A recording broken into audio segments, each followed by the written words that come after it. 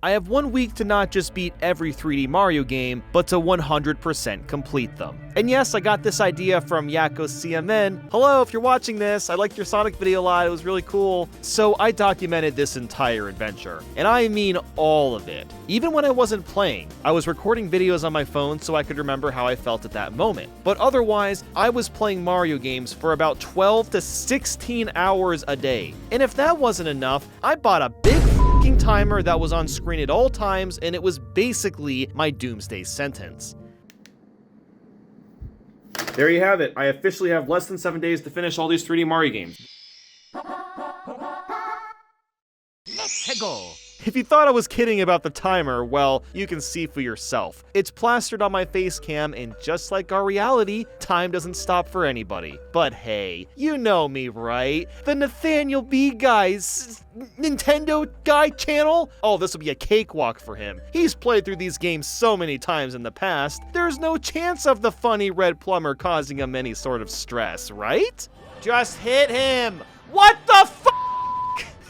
Let's not get ahead of ourselves. So to lay some ground rules, I have to play every game on official hardware, and decided to play Mario 64 using Switch Online. And I even used the N64 controller just to be extra cheeky. My original plan was to just beat every 3D Mario game and not 100% them. But, you know, this is Mario 64, it's short, I decided to 100% it anyway. But at that moment, I figured that with 9 games, I would be more than busy for the whole week. But moving on to the game itself, in order to do 100% Mario 64, you need to get all 6 stars in the 15 main worlds, which includes 100 coins for all of them. There's also 15 secret stars to collect, and 3 Bowser fights on top of that. At the beginning, I was really excited to do this. Finally, I can play video games normally for once. The first day was pretty awesome because typically I have a lot of daily and recurring things to worry about. But for this entire week, I had one mission, and that was to play video games and nothing else. Now, typically, I play Mario 64 in an emulator which has different button lag and movement angles compared to anything on console. Within 10 minutes, I'm already realizing that using the N64 controller that I never use may have been a really bad idea. For all I know, every mistaken second is going to count, so I shouldn't be wasting any time. And that's when the small mistakes started to happen.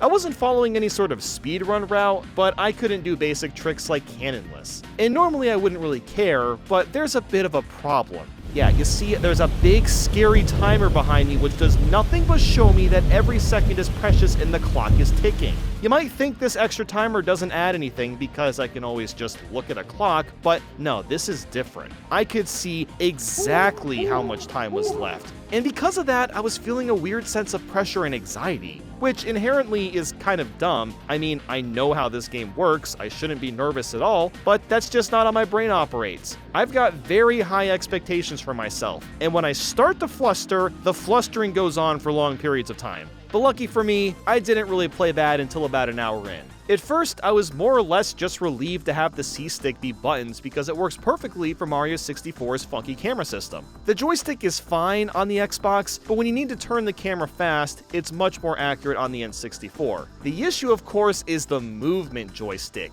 The angles themselves are very different from what I was used to. This became very apparent in Big Boo's Haunt and Tick-Tock Clock. I kept falling off the roof and making really dumb mistakes that wasted a lot of time, but I wasn't really getting upset or anything. I remained calm because that's what's going to get me through this challenge. And next thing I knew, I was about 5 stars away from Bowser and had just crossed the 3-hour mark. I had also taken a 20-minute break to eat, so I'm kind of surprised how decent my time is. After throwing Bowser 3 more times, I finished the game with 3 hours and 24 minutes. Okay, Mario 64 is complete in about 3 hours, 25 minutes, 2 seconds. Not bad. It's going to be our shortest game probably, outside maybe Bowser's Fury, but for now, I'm break for a little bit. I want to shower and stuff. Oh, silly me, thinking I'm gonna have time to take showers every day. Anyway, after my shower, I started Mario Sunshine. Now that we're past the game I'm most comfortable with, everything is about to get more difficult. I've played in 100% Sunshine a couple of times, but I don't actively fire this one up. But even so, I'm one of those people that actually likes this game. At least that's what I thought at the beginning. I'm busting out a second one. Don't usually do 2, but I feel like it's going to be a late night, I mean, it's going to be a lot of late nights trying to get all this done, so screw it. Guess I'm going to do 2 today. Probably going to regret it. My stomach is absolutely going to hate me. Yup, that's me, still using energy drinks as a source of energy and comfort. I should probably break that habit, or I might actually die by the time I'm 45. But anyway, in order to beat Super Mario Sunshine, all you have to do is get the 7th shine in all 7 main levels. At the time, I also decided to get 1 shine from every secret level, so I did that on day 1 as well. As I'm sure you can tell, I'm playing the 3D All-Stars version because the widescreen is a big plus, and it's just more convenient. Even if the upscaled cutscenes look like a smudgy mess, it's still better than switching out cords with the GameCube or Wii. At first, I was using the Switch Pro controller because I didn't feel like getting a GameCube adapter out. Can I do the spam thing? Oh, I can't even do the spam thing. Oh, I might actually switch to GameCube. Well, that was a 180. Like, seriously, Nintendo, how is this your only controller with shoulder buttons like this? And no, I don't count the Wii Classic controller because that's not the main one on the Wii, but anyway, I'm getting a little off track. Switching to Mario Sunshine felt really great because the controls are so much smoother. I'm very adapted to Mario 64's controls too, but the N64 joystick is horrible, and I switched to one of the most legendary controllers of all time, so of course I'm gonna be a very happy camper. To save time, I was hitting continue instead of save and continue on the easy shines simply because it's slightly faster than waiting for the game to keep track of my save file. I probably only saved a handful of seconds doing this, but it's the least I can do. Because honestly, I was starting to get worried about my pace. So we are almost 30 minutes into our run, only 6 shines. 6 shines in that amount of time is a bit concerning, but enough about that for a second. Is Sunshine still a decent game after all these years? Well, I was starting to have my doubts actually, for the first time ever. This is the only 3D Mario that I've mindlessly played, so now that I'm trying to go through it quickly, I'm noticing many more flaws than before. Like as an example, Rico Harbor. Why the f is this the second world in the game? Look at how narrow and skinny these rails are. This is supposed to be one of the beginning stages? And yes, I know that not every star requires you to run across these, but this is still kinda cool for someone that's still getting the hang of the controls. And the pachinko machine was annoying as usual. Twice did I get all the coins and died trying to get the shine. Oh, get in there. Yeah, what? You. This game. I fucking hate this shit. God damn it.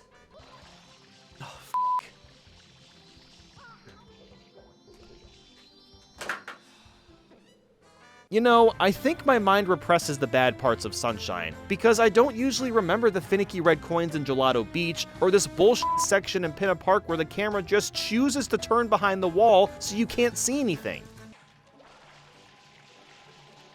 Like, why does the camera do this? The camera's so shit. Why do I get stuck to the fucking wall? I hate this. This is miserable. Cling onto the stupid thing, you idiot! Oh my god! And that's only the ones that I've mentioned. But despite that, Sunshine went pretty smoothly, and I ended the game at the 8.5 hour mark. So I took a quick break, did some hoverboarding, and started Mario 64 DS. Since I finished the first 2 games so quickly, my mind started to get the idea of going back and 100%ing Sunshine, but I didn't fully commit to that. Yet. So now we move on to Mario 64 DS. In order to 100% Mario 64 DS, you need to get 7 stars in each of the 15 main worlds. You'll also need to get 100 coins in those main worlds, unlock 3 characters, defeat Bowser 3 times, and find 30 secret stars. This game is one of my biggest conundrums of all time, because I love literally everything about it except the controls. It looks nice, the extra stars have some fun ideas, there's brand new levels to explore, you can play as multiple characters that control differently, it comes with touch control minigames, there's a multiplayer mode, it does everything that a remake should do, but the controls and physics just aren't very good. And if you don't get the physics and controls right, then it simply cannot top what came before it. Here's just one example of what I'm talking about. See, I'm trying to backflip and wall jump up to the star in Womp's Fortress. This was very difficult to do because I couldn't control Mario's momentum in the air. His speed is completely locked in, and he can barely move after committing. And on top of that, I was starting to get tired of playing. I was actually getting so tired that I completed the penguin race and walked out like a dumbass without grabbing the star. But even so, progress was coming along nicely. In fact, I managed to get 30 stars on top of the 2 other Mario games from earlier, so I was feeling confident about being able to finish on time. So with that, I went to bed and was excited for the next day.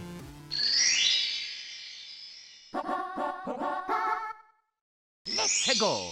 Day 2 began, and apparently I watched a Pokemon Presents before starting and didn't care for it. I probably shouldn't have wasted my time finding out that Pokemon sleep is real. Wow, fascinating. But at least I unlocked Luigi last night, which means that playing was going to get a lot easier and faster because of how overpowered he is. Just the fact that his backflip flutters allows him to make insane jumps and get a lot of stars much faster than he normally could. To start the day off, I unlocked Wario so I could have the rest of the characters, which would allow me to get the rest of the stars. There's a handful of stars that require a specific character, of course, so it made sense to get them all so I could just clean up each stage as smoothly as possible without too much backtracking. The day was going so well, actually, that I had 80 stars and I wasn't even 2 hours into day 2. Getting up early is a blessing sometimes. I couldn't believe how quickly I was cleaning house. So I decided earlier that day to go back into Mario Sunshine to get the rest of the shines. Now, I know that sounds like a really bad idea considering how many games are left,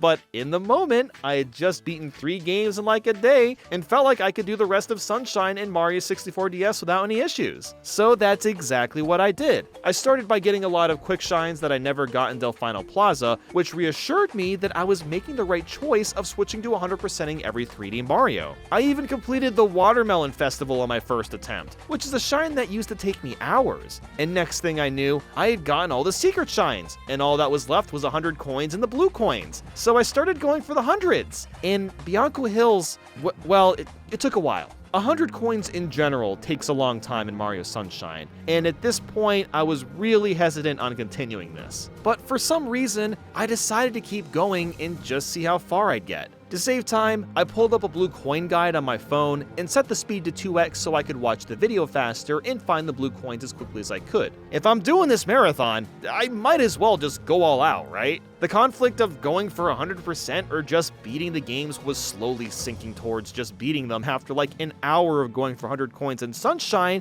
but here's the thing. I already made the commitment to get those shines and I already got some of them. It would be dumb if I didn't finish at this point. But then we get to Gelato Beach's 100 coins. Look at all those coins. Look at all those coins I'm missing! No! I just missed all of those coins! Like I said, getting 100 coins sucks. I actually had to restart this shine because there weren't enough coins for me to grab after missing so many. The coins from enemies despawn after like 2 seconds, which is incredibly unfair when you get attacked by the bees and aren't able to move. After spending an hour getting 100 in blue coins, I decided to switch back to Mario 64 DS. Switching to this game was a godsend for my sanity. Not only was I getting stars way faster, but my mood improved too. And the coins last for a long time too. Like seriously, I'm given a fair amount of time to collect them. Wow, what a crazy concept. I managed to play for almost 15 hours and ended the day with 138 stars. How in the hell did I pull that off? I actually can't believe how quickly I was moving through Mario 64 DS. Because this was a mostly successful day, I decided to sleep on the idea of actually 100%ing all the games.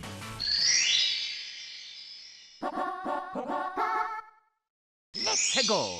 I woke up and made the final decision. I was actually going to try to 100% all the games as of now. Just as we were approaching the actual day 3 mark, I was really concerned about the very last secret star. What I basically needed to do was catch 8 glowing rabbits. These rabbits unlock the mini games, but also unlock a star. The thing is, I wasn't sure if I was going to get these glowing rabbits because I already unlocked all the mini games on this cartridge. So when I got to 148 stars, I was starting to worry that this wouldn't be possible to do. That's because I couldn't find a single rabbit, and I need to find ones that are glowing white. The reason I thought they weren't spawning was because I had already unlocked all the mini games. Heck, I deleted my 150 star save file in desperation, and that still didn't spawn the glowing bunnies. But it turns out I just had to talk to the toad in the rec room, and he's the key to spawning them. So now that just means the grind is on. Now, grinding something in a marathon. I mean, that's gotta take a long time, right? Well, not exactly. There's a way to catch these little buggers quickly. You leave the main castle doors as Yoshi, check for a glowing rabbit, go back into the castle, and do this over and over again. After a few tries, I saw a glowing rabbit, which means I can actually 100% Mario 64 DS. I just needed to get 8 rabbits, so it didn't take as long as you'd expect. It's not like shiny hunting in Pokemon. The odds of you finding a glowing rabbit are much higher than I remembered it being. So I got 150 stars right at the official day 3 mark, which meant I had the entire day to 100% Mario Sunshine.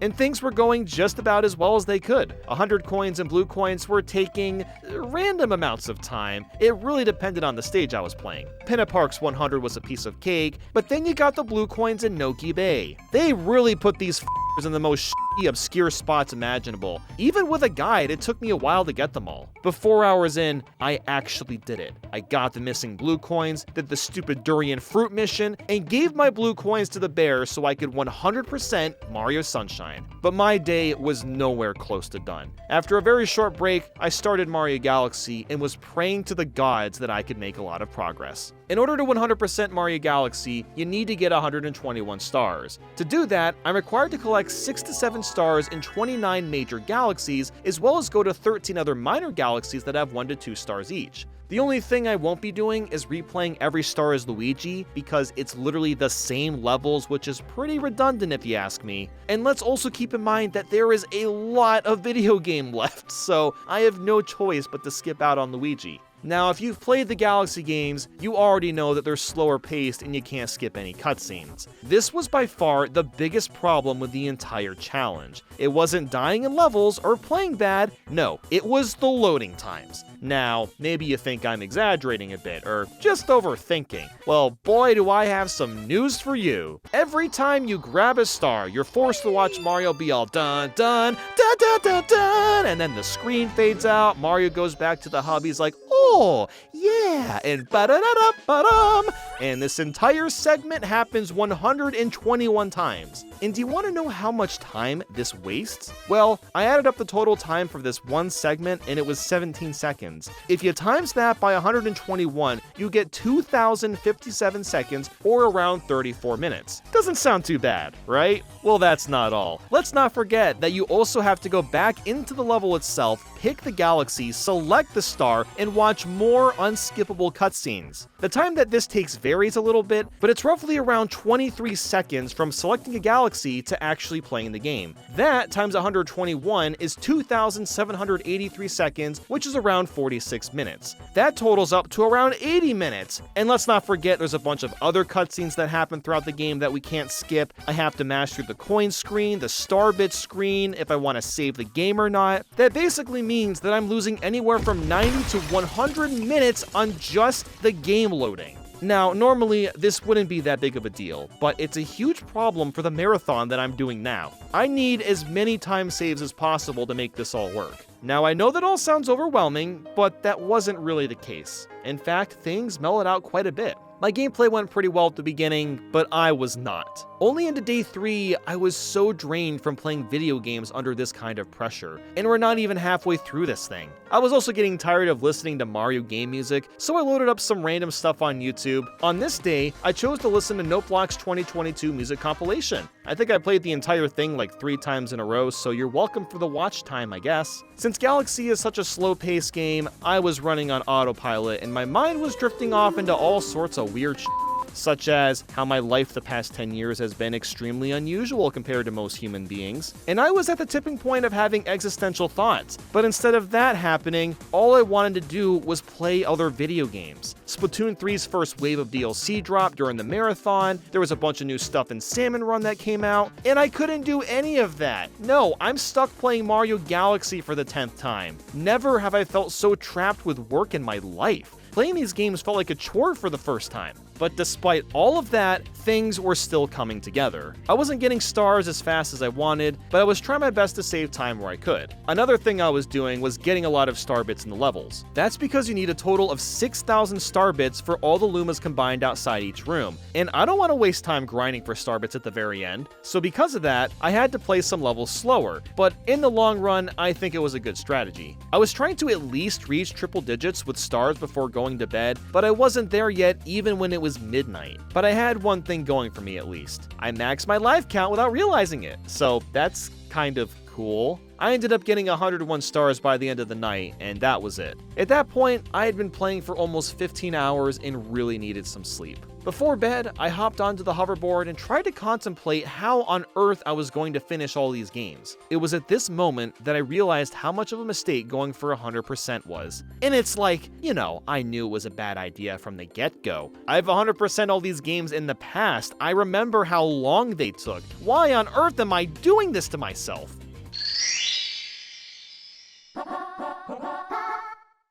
Let's go. I'm tired still. Boy, oh boy, am I ready for another fun day of gaming. I'm still not done with Galaxy, which means I need to f***ing cook today. I gotta finish this game and haul some booty in Galaxy 2 if I want to stand a chance to finish on time. Thankfully, I was cruising through the remainder of the Purple Coin Comet, and after finishing the anticlimactic 121st star, Mario Galaxy 1 was finally complete. And that was it for Mario 3D All-Stars. It was time to hop into Mario Galaxy 2, which means we're switching to a much lower resolution because the only way we can play it authentically is with a Wii or Wii U. So I fired it up on the Wii U and got my Wiimote and nunchuck ready to go. The big hurdle for completing this game is the green stars and comet medals. The only strategy I really had was to get the comet medals on the first attempt. That way, I would never need to re-enter a level after getting its initial star. And then, of course, use a guide for the green stars so I don't waste time looking around. Mario Galaxy 2 has 122 stars spread across 49 galaxies, and each area has 2 to 3 stars per galaxy. But that doesn't include an additional 120 green stars, which is also 2 to 3 stars per galaxy. And let's not forget that I need to max out my star bit counter to unlock the final galaxy in the game. So that's quite literally twice the amount of content, and I still have 4 games after this one. Like last time, cutscenes are a massive hurdle. I decided to time out how long they take once again, so I could get an average on my time wasted. And the results?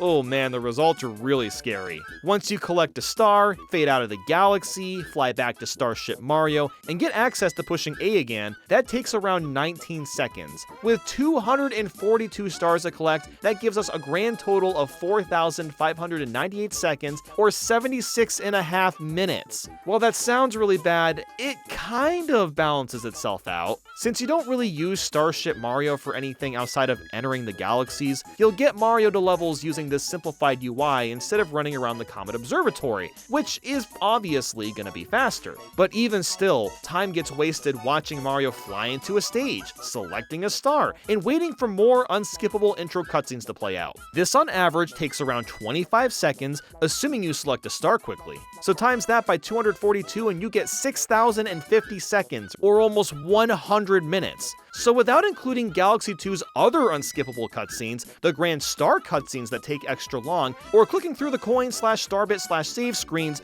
we lose almost 3 hours of time. And you know what's hilarious? You can actually skip the Galaxy opening cutscenes, but only after dying or completing the star already. So Nintendo had the courtesy of letting us skip cutscenes, but only after we're forced to watch them. Thanks, Nintendo. Thank you. But anyway, since I started Galaxy 2 so much earlier in the day compared to Galaxy 1 yesterday, I'd gotten around 40 stars and there was quite a bit of daylight to burn still. I also looked up that green stars wouldn't take as long as I anticipated. It'd probably be around 3 to 4 hours considering you don't play that much of the original level to reach them. So things were looking good, despite the fact that I was completely exhausted and felt like death. I was on track to finish the main 120 stars and at least get started with the green stars. At this point, I had a goal in my mind that I wanted to execute and follow through with, which led to more pressure, which in turn led to me losing my patience. I was starting to get into the harder galaxies, and even when making simple mistakes, I was getting really mad. And here's the thing with that. If you knew me in person,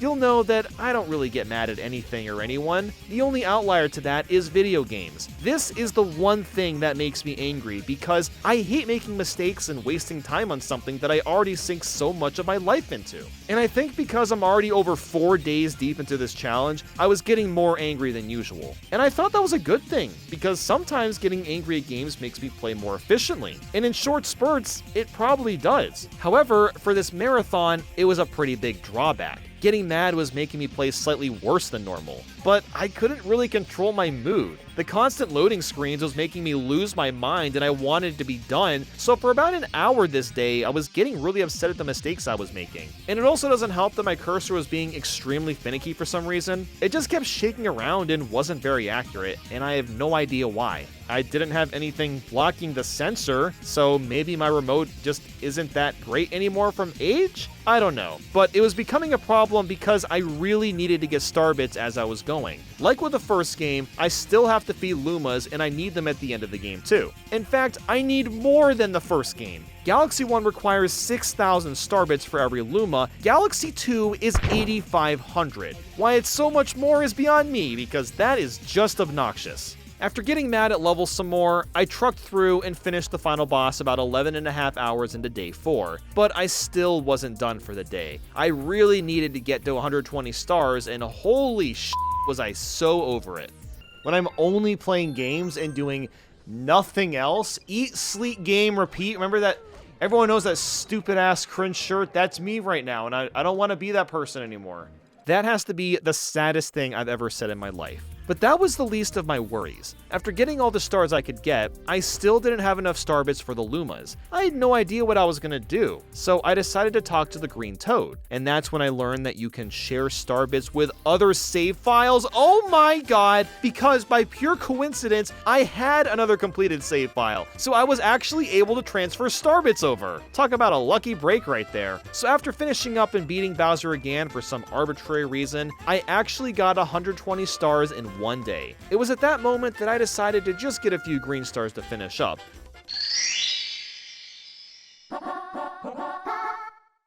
Let's go!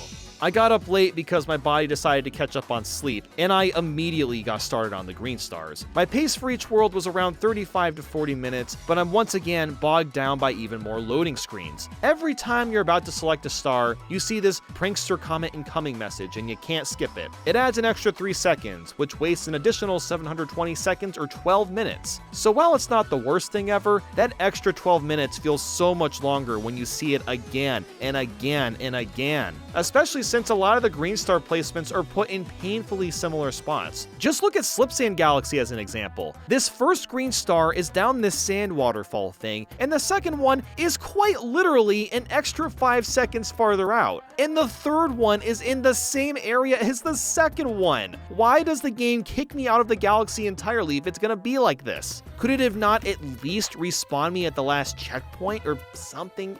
Anything better? The real issue today though is the fact that I did wake up late. Just getting up an hour or two later than I usually do means that I'm going to be forced to play a lot later into the night, or I'll have to get up extra early one of these days to catch up. My only saving grace was the green stars in Boss Blitz Galaxy. And you want to know why? Because for some reason, I can skip the boss cutscenes. Even though I haven't gotten the green stars yet, or died, I'm just allowed to do that for this one galaxy for some reason. And also, I didn't need to max out my star bits to get the perfect run unlock because I guess the other save file already did that? I honestly don't understand how this game works, but me silly am I not complaining about that. Surprisingly, I only died a few times on the perfect run, which means I finally finished getting 100% in Super Mario Galaxy 2.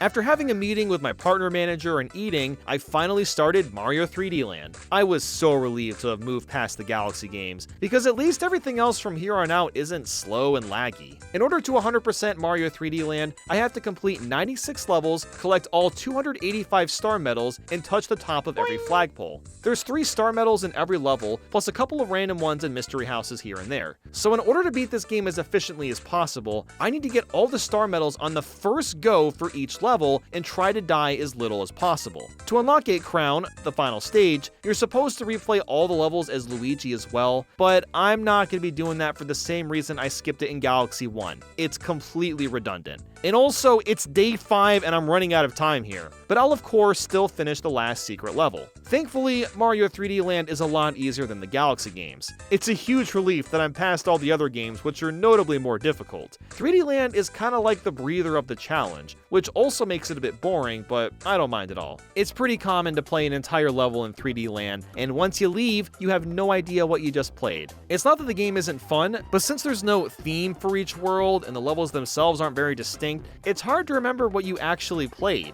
I've gone through 3D Land like 5 or 6 times before, and I still can't remember the majority of the levels. Thankfully though, I was really cruising. I got through the first half of the game in a few hours, but I was mentally suffering. I was just so tired of playing Mario games. It feels like I'm being chained to a cog in a wheel, being tested on my willpower and patience. I think a lot of these feelings has to do with the fact that 3D Land is such an average Mario game. Things should get a little bit better once we get to 3D World. But that's really all I have to say. I ended the day beating most of 3D Land, and I was feeling pretty good about being able to finish 3D World very quickly tomorrow. I speedrun this game a couple years ago, so I should still have some of my skills from that. So while I didn't make quite as much progress as I wanted to, it was as far as I could mentally go without falling asleep.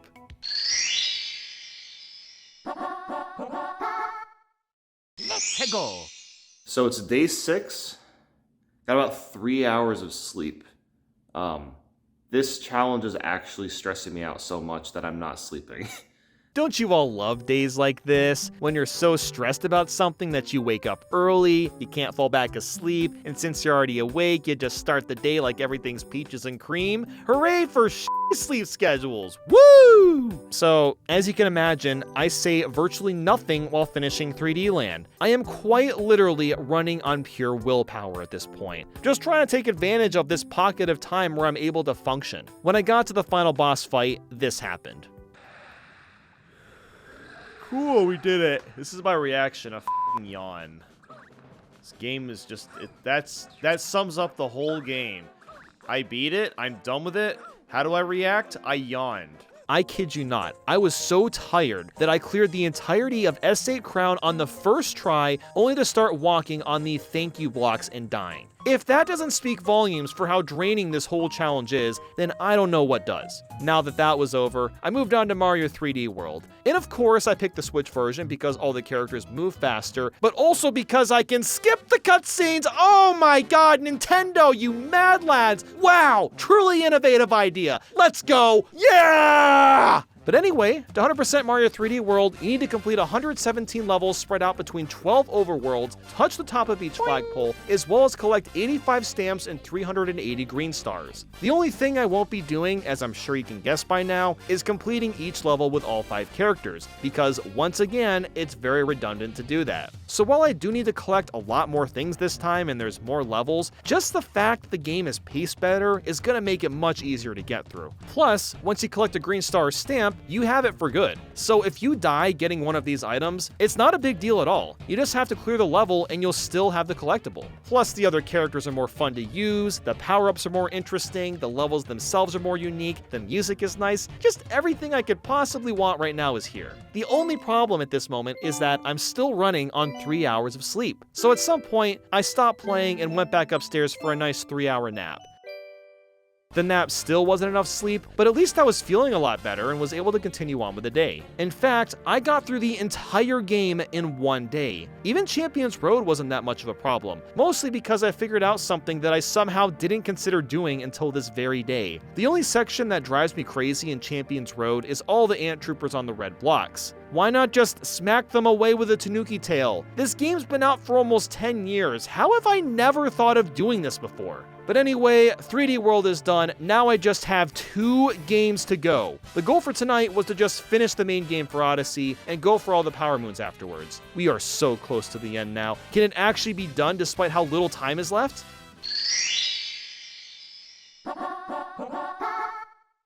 Let's go.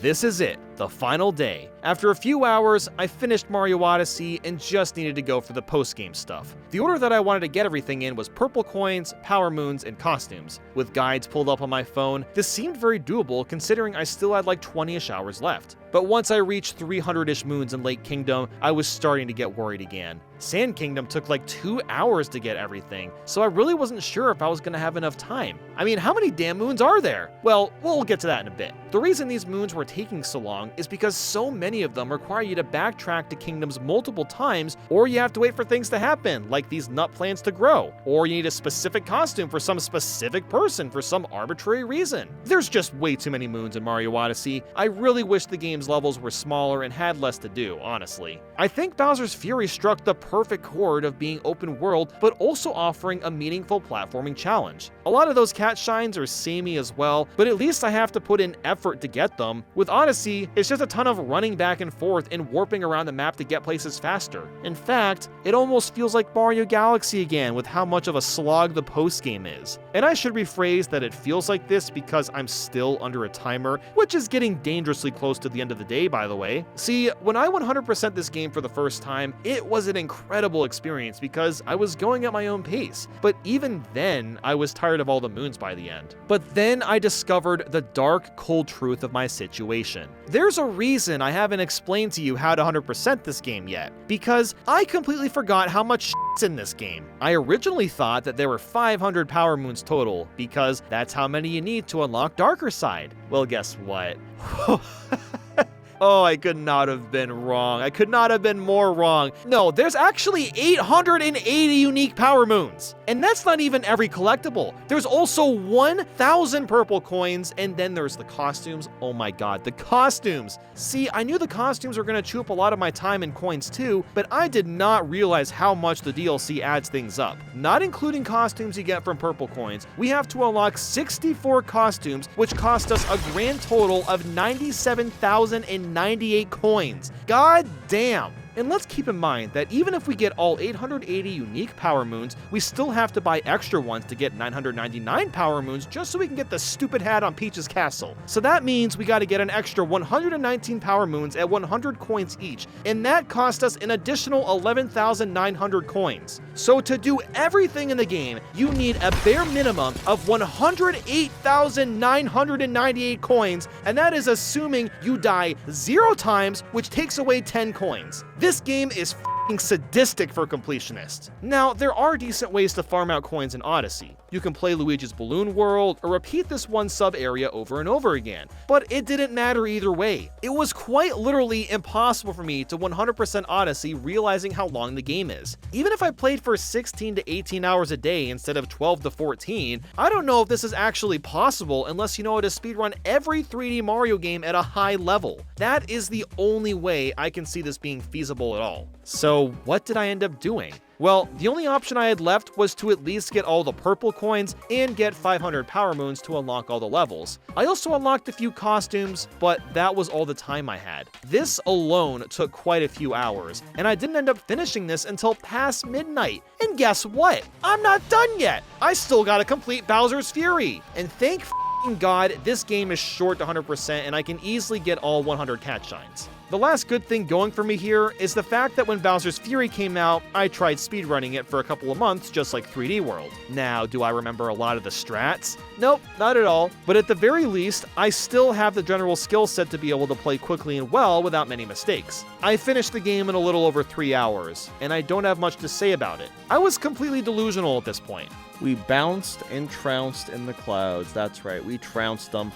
10 more to go, and then I am f***ing free. I'm free! 10 more shines! As you can imagine, I just wanted this to end so bad. But after getting 100 cat shines and defeating Bowser one more time, it was finally over. The end of this challenge was done, and even though I couldn't technically finish every game 100%, I got just about as far as my body would let me.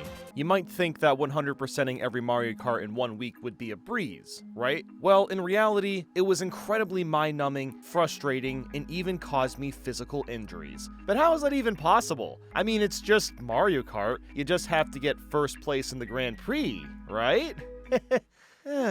So the answer isn't quite that simple, because oftentimes getting 100% takes an extremely long period of time. After making way more food compared to last time, I was ready to go. This is my journey. So here's my new timer. It's actually going to count down this time, and boom, I officially have less than 7 days to finish every Mario Kart game. Let's do this! Doki. Ho ho. Peachy. starting with our first day is Super Mario Kart. In order to 100% this one, I simply need to get a gold medal in all the cups, 50, 100, and 150cc. In other words, I have to play well for 60 races. This is easier said than done because Super Mario Kart goes out of its way to make your life miserable.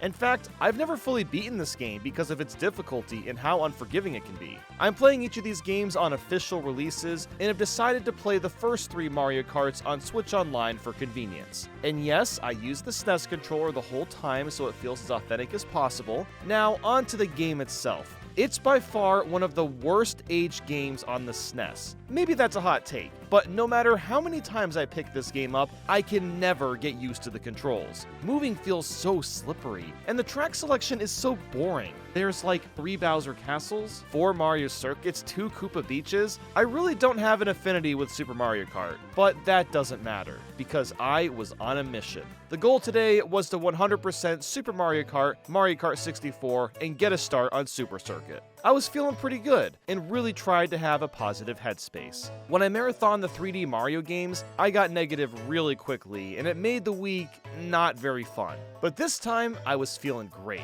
I'm expecting to struggle at the end of this game, but more than determined to complete Super Mario Kart as fast as I was able to. But within like 30 minutes, things were already starting to heat up. The main issue that makes this game so infuriating to play are the computers, and that's because these bastards cheat. And I'm not even exaggerating. They have an infinite amount of items and they rubber band. If you're not sure what rubber banding is, well, basically, it's the game's method to creating difficulty. If you're too far ahead in the race, the game doesn't like that, and the racers will quickly speed up and get right behind you or even pass you. And as for the item problem, oh my god. Mario and Luigi use stars, Peach and Toad use a poison mushroom, Yoshi an egg, Bowser and DK a fireball, and Koopa a green shell. The CPUs can use these particular items whenever they feel like it. They don't have to hit the item space to get the items, they just have them. In what world is that supposed to be fair at all? And the CPUs can also pass through obstacles, like Bowser just phases through this thwomp like it's nothing. For someone that doesn't actively play Super Mario Kart, it is incredibly unfair. And I get this is an old game and BS challenge was just the norm back then, but playing in the current time period is such a pain.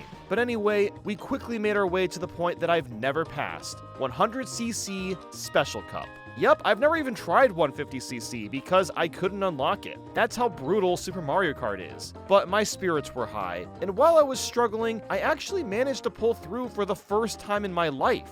Here we go. Game plan, watch this. Boom! Okay, second place! Yes! Yes! Oh my god!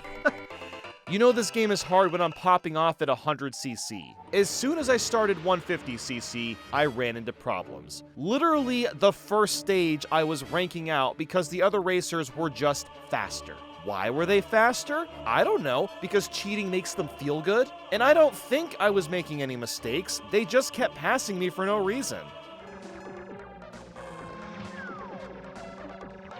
What? What? He just jumped over my red shell?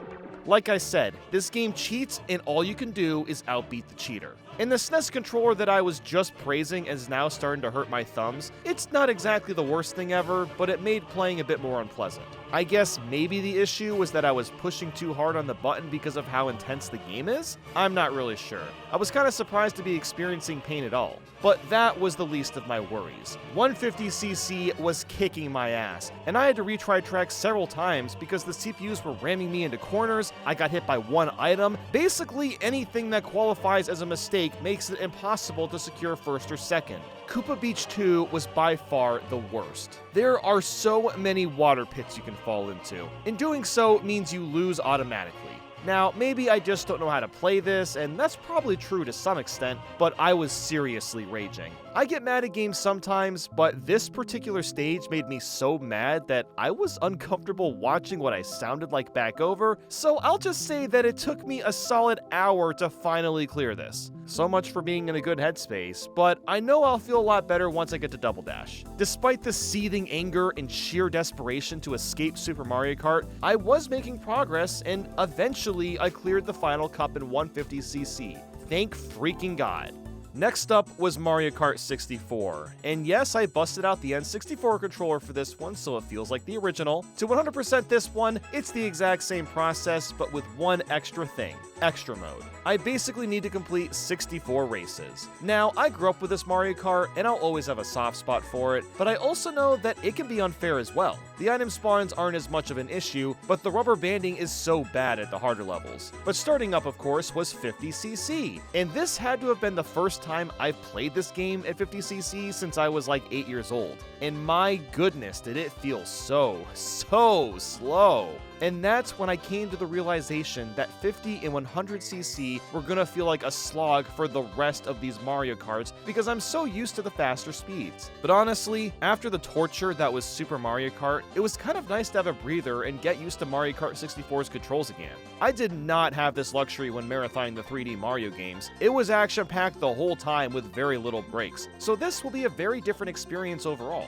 Now, this game has aged okay. The tracks are great, and I love the characters' voices to death, but that's about the only highlights. The red shells still don't work that well, but at least the CPUs aren't jumping over them, thank God, so this still feels like it's going to be slightly easier. In terms of how to fend off the rubber banding, well, it kind of just comes down to your item luck. I mean, seriously, the CPUs will pass you and zoom ahead if you don't consistently get shells of bananas to hit them. In some aspects, this is kind of fun because you have to put in the effort to use your items properly, but it's not fun when you get a mushroom or something completely useless and the CPUs zoom ahead and there's nothing you can do about it. But in general, I didn't have that many problems getting golds this time, except for one course, Toad's Turnpike in Extra Mode, because the cars and trucks drive towards you and good frickin' luck avoiding them. If you get hit by one, you'll get hit by multiple in a row because you have no invincibility frames. But who cares? I managed 100% Mario Kart 64 and it's 1 in the morning, oh boy. I did start later in the day, but I was kind of hoping to make more progress in Super Circuit. So I basically just did 1 cup of that and then went to bed. So overall, a fairly frustrating day, but I know that after I get through Super Circuit, it's gonna be smooth sailing.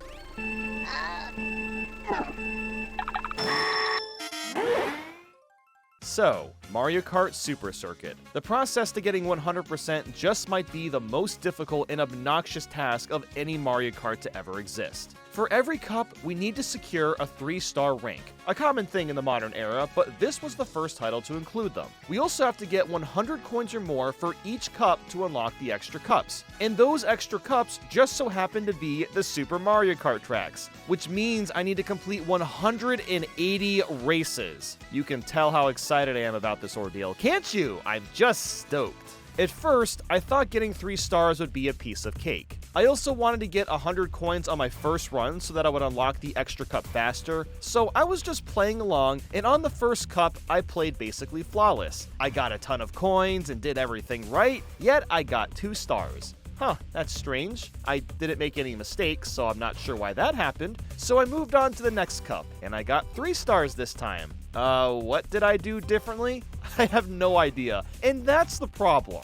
I'm gonna explain how the star system works in a bit, but while I was playing this, it seemed completely random if I would get 1 to 3 stars per cup. So this in turn made it feel like I needed to play perfectly no matter what, and that became more and more of a problem with the faster speeds and harder tracks. I kept resetting over and over again if I would make one tiny error, and after a while, it was starting to drive me crazy. Not because I felt like I was playing bad, but because I had to play like a task bot. And even when I was playing what I believed to be perfect, I still wasn't getting 3 stars. I finished 50cc, I got 100 coins in every cup, and then I didn't unlock the extra cup. That's strange. Maybe I'm supposed to also do this for 100 and 150cc as well? So that's exactly what I did. I struggled through all those tracks again, barely squeezing out 1 or 2 star ranks, and I still didn't unlock the extra tracks. And that's when I found out that you are forced to play the cups twice. On the second playthrough, you can unlock the extra cup, and only for that CC. So that means I had to play 50, 100, and 150cc 2 times over just to unlock the extra tracks, which by the way, I still had to play all of those as well.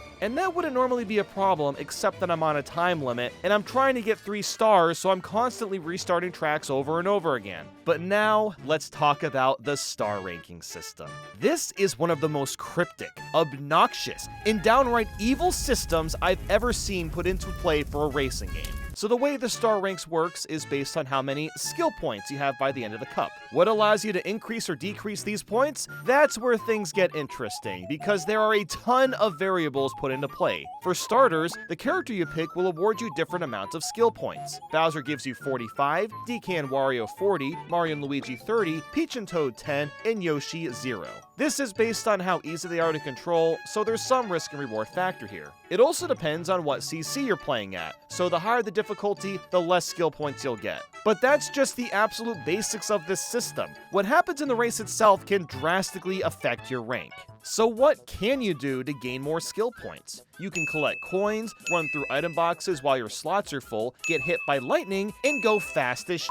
These 4 variables are the only things you can use to get more skill points, and most of them are completely arbitrary. Like, why does it matter if I'm holding on to items or not? And it's more cryptic than that, because not all items that are held count as being held. Triple green and triple red shells do not count as a held item because you're technically not holding the item button, so it's actually really bad when you get those 2 items. And then there's the factor of getting hit by lightning. You know how rare of an occurrence that is in Super Circuit? That's so unfair, because you actually get a ton of skill points from something that happens at complete random. But what kinds of things takes away your skill points? Well, I hope you're ready, because I have a long list of crap, so here we go. You can lose skill points by being off-road, not accelerating, braking, using triple red shells, using lightning, using stars, hitting enemies or items on the road, spinning out, bumping into a wall, using a rocket star, and Legato rescuing you from falling. I kid you not, all of these variables can make you lose skill points. I mean,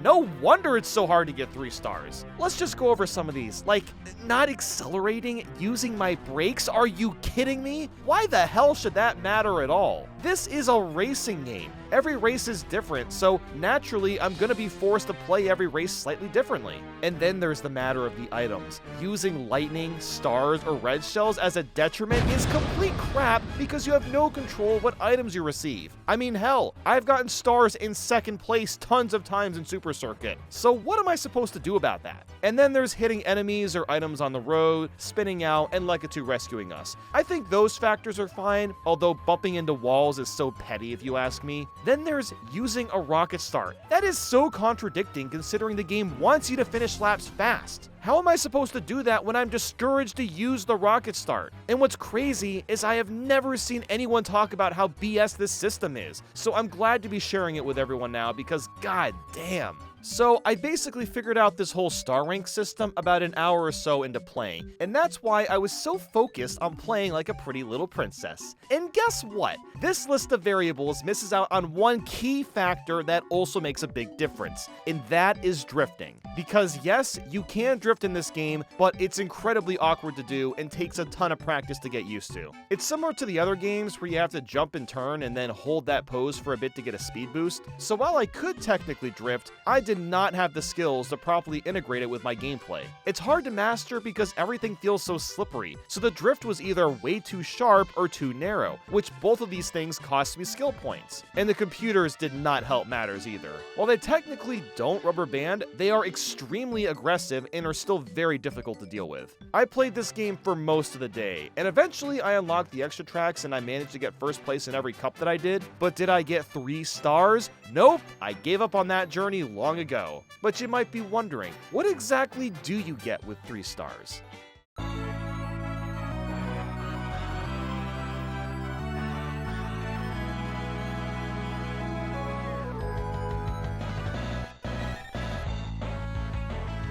Oh, you didn't notice the difference? Wow, I'm shocked. You get a dark blue background instead of a light blue background. That is the reward. Yep, screw that crap. I completed everything else in this game aside from the completely outrageous star ranking system, so I hope you can understand. In fact, I've already 100% this game in the past. When I was in college, I read a forum on GameFAQs that said you could unlock Waluigi if you got 3-star ranks and everything, so I spent several days practicing and getting really good and actually managed to get the stupid 3-star rank on everything. You can see it right here on my actual cart, but alas, I did not unlock Waluigi and was a little sad after all that effort. But that's okay, because it's all uphill from here. Next up was Mario Kart Double Dash, and there's only one way to play this one officially, and that's on an actual GameCube. So I apologize for the quality drop, but there's no other option. In order to 100% this one, I have to get gold in all cups, including the All Cup Tour in Mirror Mode. I just have to complete 96 races. It was also starting to get late already. I started Double Dash at like 8 p.m. after playing Super Circuit for most of the day, but that's okay. This is a good video game. The drifting is actually usable, the tracks are fun, the music is great, it still looks nice. I'm out of Mario Kart hell. Finally, I can have some fun again.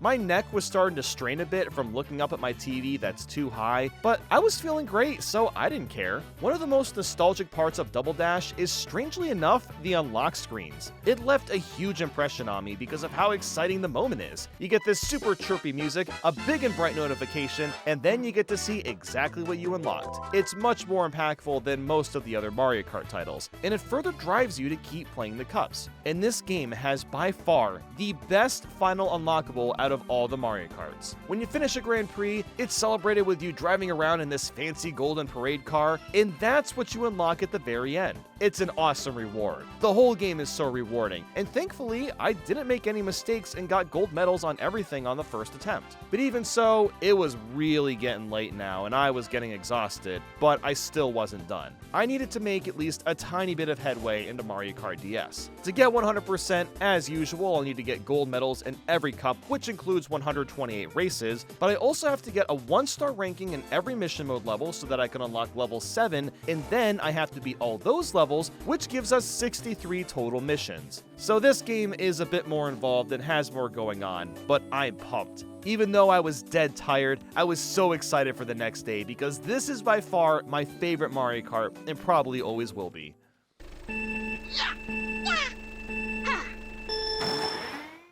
Today was going to be awesome. I get to fully replay Mario Kart DS, and the only culprit was that my thumb was starting to get sore, which is bizarre because I'm used to playing games for long periods of time, but I think the reason for that was because I was so intently mashing the buttons the first 2 days, and that was starting to catch up to me physically. So I have the neck strain and my thumbs hurt. What else could possibly happen? Well, not much today. I basically just cruised through the campaign in mission mode with no problem. The only thing I struggled with was the Ice Bully mission, because he likes to jump over you if you use your mushroom to hit him from too far away. So once I got past him, I was basically done. It still took most of the day because instead of 16 tracks per CC, it was 32, so I was doing a lot more races. But that's okay, because I didn't make any mistakes and didn't have to redo any of the Grand Prix. So as much as I'd like to gush about Mario Kart DS, it was truly a breeze in this marathon. And I still had a decent amount of time to tackle Mario Kart Wii. This one had a bit more intricacy with its unlockables too. I need to get a 1-star ranking on every single cup, which includes 128 races, and also unlock all 32 Expert Staff Ghost Data records in time trials. Before doing any Grand Prix, I actually completed 4 time trial races because that unlocks Funky Kong. And with Funky Kong, I can Donkey Kong the computers and make my way through the game with no pain. The Flame Runner and Funky are an infamous pair. They made Mario Kart Wii a lot of fun to play through. Although strangely, I didn't actually unlock Funky Kong until after completing one of the Grand Prix Cups, and I later figured out that I would have to back out of my save and then go back in to actually get my unlockables, and that's very bizarre, but that wasn't the only bizarre thing. After fully completing 50cc, it was only then that I had the option to use bikes and karts. Why on earth was I forced to use the karts then? Because Nintendo really wanted me to use both options? That's a bit of a strange choice, but it didn't matter. I was having fun again, so that's all I could really ask for. Despite feeling very fatigued from playing Mario Kart in general, at the very least I wasn't raging, so I'm fine with that. I ended up completing the time trial Ghost, and did a little bit of 100cc, so I actually made quite a bit of progress. But it was getting late, and I needed sleep.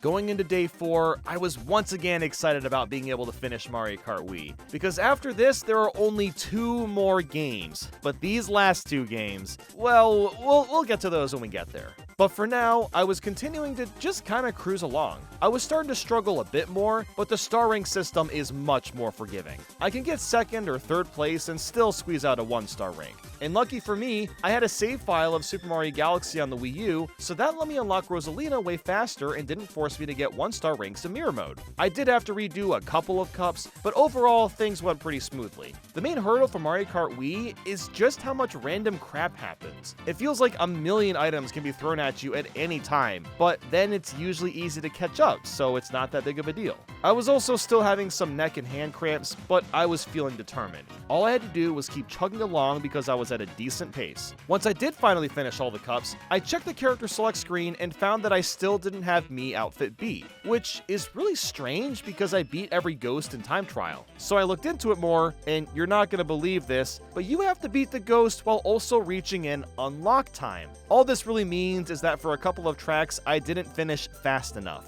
In hindsight, this is incredibly confusing and makes no sense considering we're told we just had to beat the ghost, but basically, I just had to improve my times in N64 Sherbet Land as well as GBA Shy Guy Beach. After doing that, I finally unlocked that Mii costume and was able to move on. This was actually my first time 100%ing this game, so it felt great to finally do that. But this is just the start of our day, because next up is Mario Kart 8. Yeah, I'm saving Mario Kart 7 for last, and I'll tell you why later. But yes, we're busting out Mario Kart 8 Deluxe. Now, I can see the 4 of you in the comments putting on your best nerd emoji face right now saying, aren't you supposed to beat Mario Kart 8 on the Wii U and the Deluxe one on the Switch? No, I'm not doing that. These are literally the same games, but the Deluxe version has more stuff in it, which makes it actually harder. And when it comes to getting 100%, the requirements change a lot compared to what we're used to. I actually don't need to play all the cups and their difficulties. No, I just have to get a 1-star rank or better in the base game Mirror Cups, and then gold in 200cc, which equates to 96 races. Then I have to beat 48 base game Staff Ghosts and 150cc time trials, and the final requirement will be to collect 5,000 coins. The coins are where you unlock almost everything, because now we have tons of kart parts to get. I decided to start with 150cc mirror mode so I could start getting some coins for better kart parts, which in turn make the time trials easier. Then after that was 200cc, and I don't really like playing the game at this speed because a majority of the tracks just aren't built for how fast you go. I do love the thrill of it, and some tracks work well, but most of them don't, and it's a bit of a pain. But I was raking in tons of coins, which is great. I've been trying to get as many as possible before I start farming for coins because yes, I'm literally gonna be coin farming in Mario Kart. But yeah, I pretty easily finished 200cc, I unlocked Gold Mario and it was so cool. Oh my god, there he is. Wow, he's gold.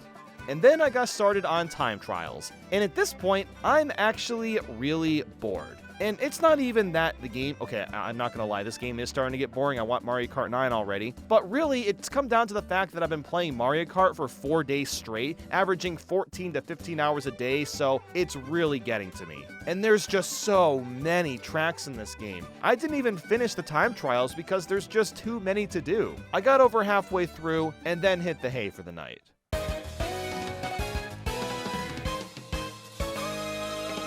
I started day 5 a little bit late, but I quickly finished the time trials and had one more mission, reach 5,000 coins. And in order to do that, I had a pretty killer strategy. Normally when you're racing, you can only get 10 coins at a time, which is incredibly slow for how many coins I need. So instead, we're going to be using battle mode because coins here also count towards my overall total. The plan was to use Renegade Roundup, turn off all CPUs but have player 2 on, set the round count to 24, and always pick Dragon Palace. With this method, I'm able to collect 10 coins very quickly and then end the game basically right afterwards. There's 2 different spawn points, and it also didn't matter if I got eaten or not, I still got the coins in the end. With both of these spawn points, I was able to finish a match anywhere from 18 to 20 seconds, and the only time I had to wait for anything was during the loading, so I was getting roughly 10 coins a minute. This is much faster than just doing races, considering each race takes around 2 minutes, and there's a high chance of getting hit by items and not coming out with 10 coins. And there's a reason I selected 24 rounds, and that's because, well, it's the most you can pick, but at the end, I'm forced to sit through the trophy screen and then make the whole setup again. While this process was fast, it was also incredibly dull. And not only was it dull, but there was no downtime. I had to actively be mashing the A button and trying to get coins as fast as possible. And this method took all day. My entire afternoon was tied up into doing just this, which drove me a little crazy after a while, but I'm so glad I did it. I was really tempted to play DLC stages to get coins because they would have been way more fun, but I'm so glad I didn't because Mario Kart 8 is the least of my worries. After a ton of time, I got the 5,000 coins and unlocked every single kart part in the game. So all that was left was the final game, Mario Kart 7. This absolute monster of a game is asking a task so absurd that I can't believe Nintendo actually went through with it. So, to get 100%, we need to beat all the cups, which is 128 races, but we also need to complete 100 races with gyro controls and use that gyro for 80% of it. It's a bit of an odd unlockable. The thing you unlock is just a golden steering wheel that goes away if you don't continue using gyro, but I'm gonna get it anyway just for the sake of it. But are you ready to hear what the final 100% achievement is? We need to collect 20,000 coins. Has Nintendo completely lost their mind? Like, how on earth am I supposed to get that many coins in less than 2 days? Now, you might be thinking that there's some sort of coin farming strategy I can use, right? Well, I tried just about everything that you possibly could, and nothing worked. The first thing I tried was battle mode because there's coin runners. I got 10 coins there, finished the battle, and it doesn't add to my coin counter. So then I thought that maybe I could use the local multiplayer. I tested it out with my super old 3DS capture card and discovered something incredible. I completed a race with 10 coins, left the match, and it actually added coins to my counter. So I grabbed all the 3DSs in my house and had a crazy idea. I got all of them turned on, connected every single one of them to my main 3DS's lobby, and I split us all into teams. On my team, I got 10 coins as myself and 10 coins with everybody else also on my team. So I tried finishing the match, hoping that I'd get more than 10 coins because we're on a team, right? And then my counter didn't add up, it didn't work. It just didn't work. The last thing I tried was time trials, and yet again, the coins there didn't count. So what option does that leave us with?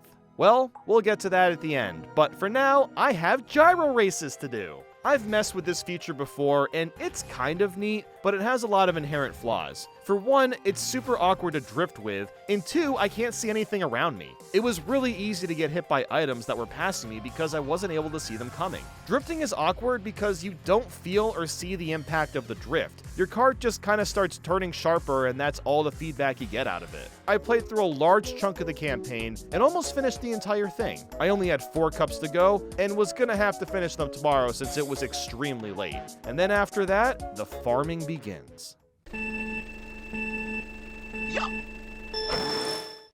Only 2 days left of this marathon, and honestly, I was still feeling pretty good, but I had a sinking feeling that this challenge was going to be completely impossible. Today is the day that I can ultimately find out as I finish getting my gold steering wheel. Wow, that was truly worth it, look at that. And then I finished up the rest of the cups and I began the coin farm. Now, what exactly is the most optimal way to get coins? Well, I don't have a scientifically 100% perfect route, but I believe I found the fastest and most consistent method. I played the shell cup, got 10 coins in a race, and then hid somewhere until the computers finish. I did that for all 4 races and just repeated over and over and over again. Now, I can imagine that you're thinking that this is an incredibly mind-numbing task and there must be a faster way, and I do agree this was super mind-numbing, but no, I'm pretty sure this is actually the way to go. And the reason for that is because with this method, I'm always guaranteed 10 coins per race. If I try to do these races normally, the odds of me finishing a race with less than 10 coins is extremely high because of how often you get knocked around with items. And also, the computers are generally very close behind me, so it doesn't really waste that much time waiting for all 7 of them to finish 3 laps compared to me finishing in first place. So that is exactly what I did. And I'm pretty sure the shell cup could be completed the fastest as it generally took around 13 to 14 minutes per cup.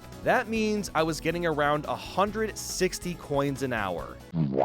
Yeah, that's a pretty far shot compared to Mario Kart 8's 600 coins an hour. Not only was this process slower, but I needed 4 times the amount of coins. But I had a lot of time to just farm coins, and that's why I saved this for last. I knew this was going to take an absurd amount of time, and wanted to finish the other games before getting to this one. So once I would get my 10 coins per race, I basically had nothing to do for about 1 to 2 minutes. So what exactly did I do? Well, not much. Let's see, I made this thumbnail for the video. I bought a bunch of games on eBay. Here they are if you're curious. It's just a bunch of Game Boy Color and 3DS titles I've been wanting. What else did I do? Went on Twitter, watched some YouTube videos. Yep, that's about it. I was getting incredibly bored, but there's nothing I can do here. I was getting coins as fast as possible, and that process kept giving me these tiny gaps of time to do things. And also, red alert, I have officially run out of food. But later this day, I actually fired up Mario Kart Super Circuit again. And that's because I technically didn't get the 3-star rankings. So I thought that, hey, maybe I can try to do that while also playing this game. I played Super Circuit for about an hour, and I didn't get a single 3-star rank in any of the cups I tried. And honestly, it was because I was getting distracted by Mario Kart 7. I had to keep pausing Super Circuit so I could mash A on the 3DS and keep getting coins. So it was an attempt, but I wasn't able to get really immersed into Super Circuit and just gave up on that. But now that an entire day of this painstakingly long coin farming has ended, how many coins did I end up getting? Well, okay, I technically didn't farm them for the whole day, but I was curious, and guess what my total was? 2,712. After all of that, we're about 10% of the way there.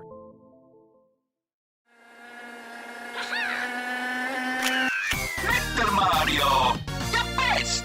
Well, today is sure gonna be one of the days of all time. I am so excited. The only thing that I have to do is farm coins and nothing else. So what on earth am I supposed to do to keep myself entertained? I'm kind of going insane staring at the same 4 tracks over and over again with no relief from it. So you know what I did? I said screw it and fired up Danganronpa. I started this game like a month ago, and I'm at Chapter 3 now. And honestly, a game like this is kind of perfect for the marathon. It looks like a visual novel, and it kind of is, but really it's a murder mystery similar to the Ace Attorney games that tells one of the most gripping stories I've ever heard from a game, period. You're a bunch of high school students, and you're going to this school, Hope's Peak Academy, and then boom, everyone passes out, and the next thing you know, there's this talking bear, Monokuma, and he tells all the students that basically to escape the school, you gotta murder each other and get away with it. So this group of students is kind of like teaming up, but they're also scared of each other. Then a bunch of murders happen, and everyone goes on trial, and holy f***, the music slaps in this part, and from there you play mini games while solving the case and figuring out who is the killer, and then Monokuma punishes the killer in the most absurd ways possible, and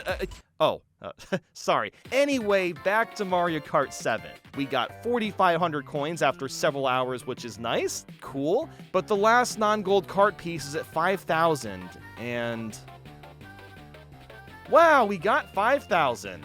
And that gives us the Beast Glider. And speaking of Beast, Byakuya slays at solving mysteries, but he's a snarky asshole. I mean, all the characters are filled with life and personality, despite that you only ever see them in 2D, and I love how the game makes that so obvious when you're running around the school and see the characters in 2D while in the 3D space. But my god, I finished Danganronpa, and I cannot believe that it made me question my morality of hope and despair. Just like this challenge I'm doing. Do you fight for hope or fight for despair? Monokuma makes some sound arguments despite also being a complete psychopath. Like, Danganronpa made me upset watching a literal laptop get destroyed. How do you even achieve something like that? That's incredible. I just can't believe how great the game is, and I'm so excited to play the second and third one, but oh.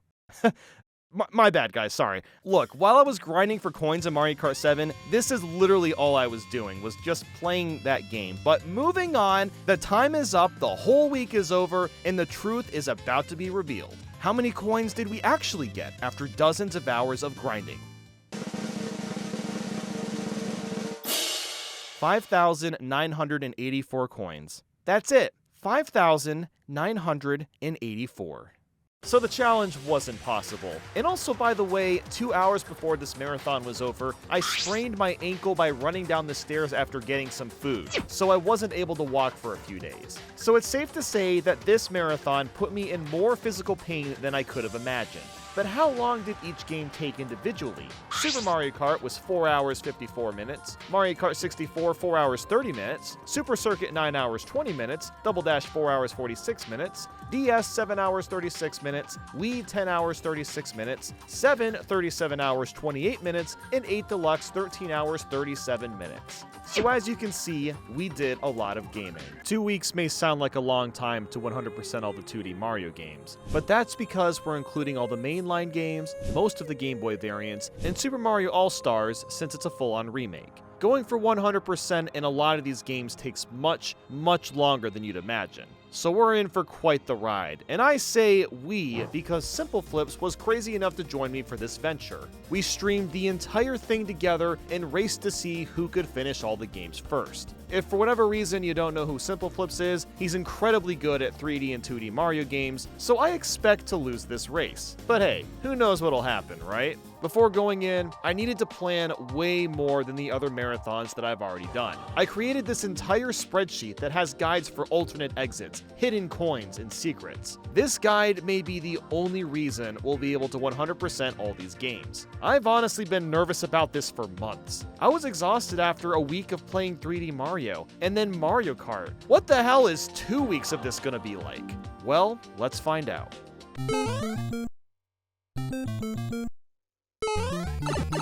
The first day has finally arrived, and this was the one I was most worried about. Simple Flips and I began, and this insane marathon has started its course. To 100% Super Mario Bros., it's really simple. Beat all 32 levels without using any warps. I'll also be using the same controllers the game's console was on. Now, thankfully, I've beaten this game quite a few times in the past. So while I'm used to SMB1's wonky physics, they still took me a bit of time to get the hang of again. This marathon dynamic is much different compared to the other ones I've done, because I had Simple Flips on call with me the whole time, and immediately I noticed my mood was better than usual because the both of us were going to be clawing our way through these games together. As for the game itself, I mean, we've all seen it and played Mario Bros. 1 100 times. It's not the greatest game to go back to, especially because so many levels look the same and the jumping momentum can be super clunky. While building speed and running feel fine, jumping is tricky because Mario will kind of lock in place depending on how fast he's going. It's like this in most 2D Mario games, but the physics have been heavily polished as the decades have passed. And the springs are also very inconsistent. It can sometimes be hard to tell how much distance you'll cover after jumping off one.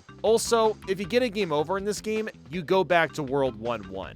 Well, at least that's how it works if you don't know that you can hold A on the title screen after a game over, because doing this sends you back to the world that you died in. So even though the game's save system is BS, it's not the most unfair setup in the world. Simple is not used to SMB1's mechanics and ended up getting a game over fairly early on, but I actually didn't have my first death until 5-4, so I was pretty happy with the progress. But this is not the game that I'm worried about. Anyway, after like 30 minutes, I found my way at World 8. I was cooking along at a good pace, but then I got to 8-4. This level really isn't that bad, but the Hammer Bro right before Bowser is super hard to predict. So I finally got to him, and yep, I died. Okay, cool. That's the first game over, but at least I can start at 8-1 compared to 1-1. After a couple more game overs, I jumped over that Hammer Bro, and then somehow avoided Bowser's hammers, and just like that, was already done with Super Mario Bros. 1. It feels great to have finished this game so quickly. In fact, it only took 58 minutes. But this was just the warm-up.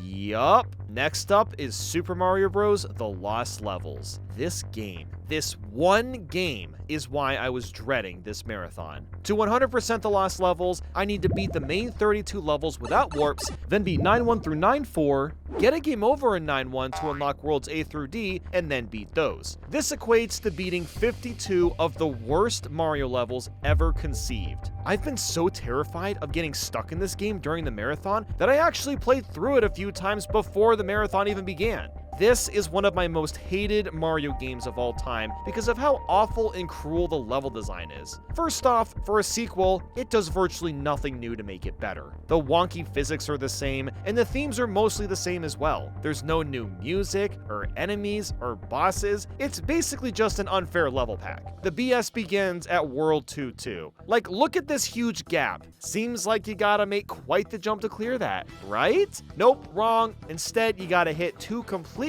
random invisible blocks and then make your way across. the game gives you no clues to do this. You just have to assume that if you're stuck, just jump around like an idiot till a block shows up. And maybe it's just me, but the hitbox collision seems to be even worse than the first game. Like, look at this. In 2-4, I died jumping on a Goomba. Like, how does that even happen? But look, the first few worlds, they aren't too bad. So I was at least getting through them somewhat quickly. World 4 and beyond is where things get incredibly dumb. Look at this jump in 4-3. There's a Koopa that is barely in view, and I have to jump perfectly so I bounce off him to reach the other side. What is this? A bad Mario Maker level? Oh, wait a second. That's the entirety of the Lost Levels. It's just a compilation of bad Mario Maker levels. By the time I was at World 4, Simple Flips wrapped up Mario Bros. 1. I was kind of surprised to be this far ahead of him, but I have a feeling that both of us are going to be stuck in the Lost Levels for quite a while. But honestly, I think I got this. The goal for the marathon isn't so much to beat the games in 2 weeks, but to hold my composure. For the 3D Mario and Mario Kart marathons, I had a horrible time maintaining my sanity. But this time, I want to get through this without having a rage fit. I eventually got to World 5, and oh boy, they added wind! That's probably the biggest thing they included, and it's also incredibly annoying. You just have to know the wind is coming and already have your jumps planned out in advance, or you're not gonna make it. Then let's talk about 5-3. This level will infinitely loop if you don't know that you need to get up to this pipe and then go down it. Again, there's no context clues to do any of this dumb crap. Oh, and then 5-4 is filled to the brim with fire bars and incredibly tight jumps. This was where the struggle began. I got game overs more times than I could count. Messing up an individual level wasn't even that painful, it was getting kicked back to the beginning of the world. It just felt like I was wasting my time, replaying levels I had already beat, only to make a few small mistakes and then, uh-oh, gotta retry it all again. And when you play the same thing over and over like this, it's really easy to slip up more and more. It's a very common trait in games. The more tired you get seeing the same thing, the easier it is to make mistakes. But eventually, I got through World 5 and was pretty ecstatic. But I'm not even halfway done yet. Just look at my screen. This is 6-1 in a nutshell. 6-2 is complete nonsense the whole time. The bloopers and Cheep Cheeps are sometimes in spots that are almost impossible to avoid. Then we've got 6-3. The Cheep Cheep hitboxes are so broken that I died just jumping on top of them. Oh, and also they added this block with a mushroom in it, and the only ground underneath it is a paratroopa. Wow, very cool, guys. And then finally for 6-4, you gotta take specific paths to get across, or you'll keep looping the same sections over and over. The most terrifying part of 6-4, however, was Bowser's flames. They're completely random, and there's lots of jumps where you're supposed to fully commit to them, but you also have to pray that the flames don't get in the way. After lots and lots and lots of trial and error, I did finish World 6, but not after taking a beating. At this point, I felt like I understood the game's mechanics and just needed to stay persistent with whatever dumb things were thrown at me next. World 7 wasn't as bad, actually. The main issue was with 7-4. There's a bunch of lifts that go up and down, and you need to quickly jump across them to survive. However, the timing of the lifts can get thrown off sometimes, which makes jumping across them impossible. And I have no idea why the game would do this. It was a pain to put up with. But World 7 really didn't take as long as I thought. I got through it and moved on to World 8. This level brings the BS back at full force. In 8-2, you'll loop infinitely if you don't know that you're supposed to hit this block by bouncing off the paratrooper to escape. Oh, and while that's happening, there's a Hammer Bro that chases you down, but at least you can use stars to take him out, so there's that, I guess. And then there's 8-3.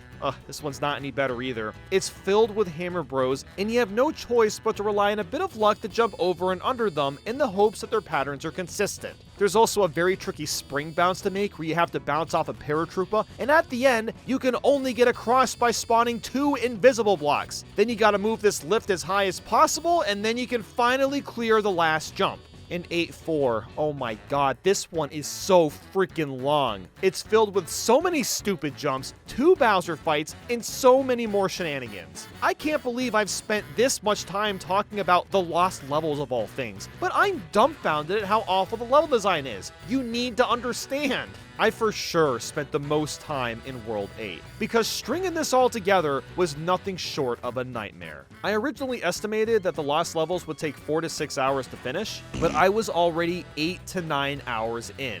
But then I cleared it. I finished World 8 and only felt mildly relieved, because I still had 5 worlds to go, and Simple wasn't far behind either. He was working on World 7, so we're basically neck to neck. World 9 was an interesting one though, because it's not hard. In fact, I cleared it with almost no trouble. The levels here are the most Mario Maker-esque of them all. The backgrounds make no sense, and you'll also swim in areas that you normally don't swim in. So after like 5 minutes, I made it to World A, and at this point, I am so done. I don't care if levels are annoying. I'm just running on pure adrenaline and trying to power through the best I can. I barely even remember these levels, and it's hard to distinguish them because all the themes and music are the same as before. In fact, half the levels are the same as the previous levels, but they just add a couple of things to make them slightly harder. I can't express to you how excited I am to escape this game and move on. I'm kind of wondering if I'll ever play Mario 1 or the Lost Levels ever again in my entire life. But after a few more hours, I struggled through the rest of Worlds A through D and finished. Oh my god, the Lost Levels was a freaking nightmare. It took me 11 hours and 19 minutes to finish. Despite all that, I was feeling really good about the day, but man was I drained. Before ending for the night, I started Super Mario Bros. 2 for a little bit of relief. To 100% Super Mario Bros. 2, I need to beat all 20 levels without warping, and I was pretty pumped because I love this game. I get to play as Peach and Float, the bosses like Birdo and Mauser are actually fun and engaging, there's brand new music, and the controls are a lot better. I got all the way to World 3-2 and decided to call it for the night. Man, day 1 was pretty rough, I'm not gonna lie. But now that the Lost Levels is out of the way and I actually beat it, it seems like all was fine with the world.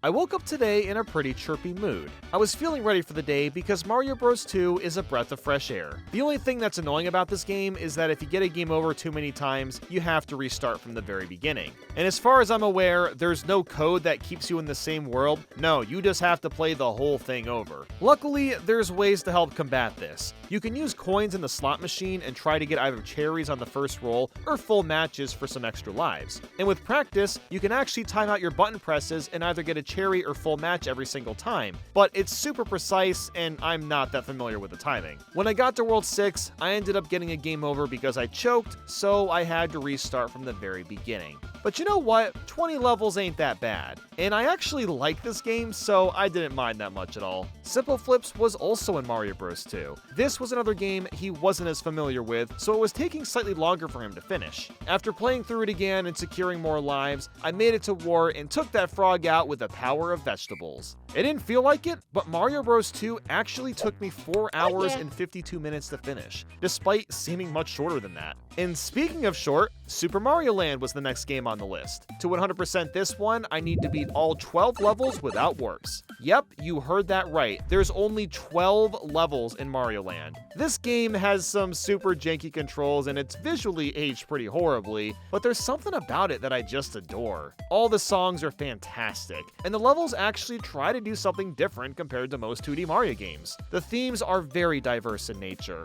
and I like that the Fire Flower is replaced with a Super Ball that bounces around the screen until it hits an enemy. The bosses are also laughably easy. You can legit just walk around half of them and they'll lose. So because there's so few levels in Super Mario Land, this game didn't take very long to get through. In fact, I actually managed to beat the whole thing without getting a game over, which is fantastic, because if you get a game over, you go back to the very beginning. But it was definitely down to the wire. I had 1 life left and needed to get through Tatonga to finish. His bullet pattern isn't that hard to avoid, but it's also tricky if you aren't paying enough attention. But I somehow managed to finish this game in just 42 minutes. And wow, we're already at Super Mario Bros. 3. To 100% this game, we need to beat all 90 levels, which includes the 2 plant stages in World 7 and 3 hand stages in World 8, as well as collect all 3 warp whistles. We're not going to use the warp whistles, obviously, but it felt appropriate to get them anyway for the sake of full completion. Now, I absolutely love Mario Bros. 3.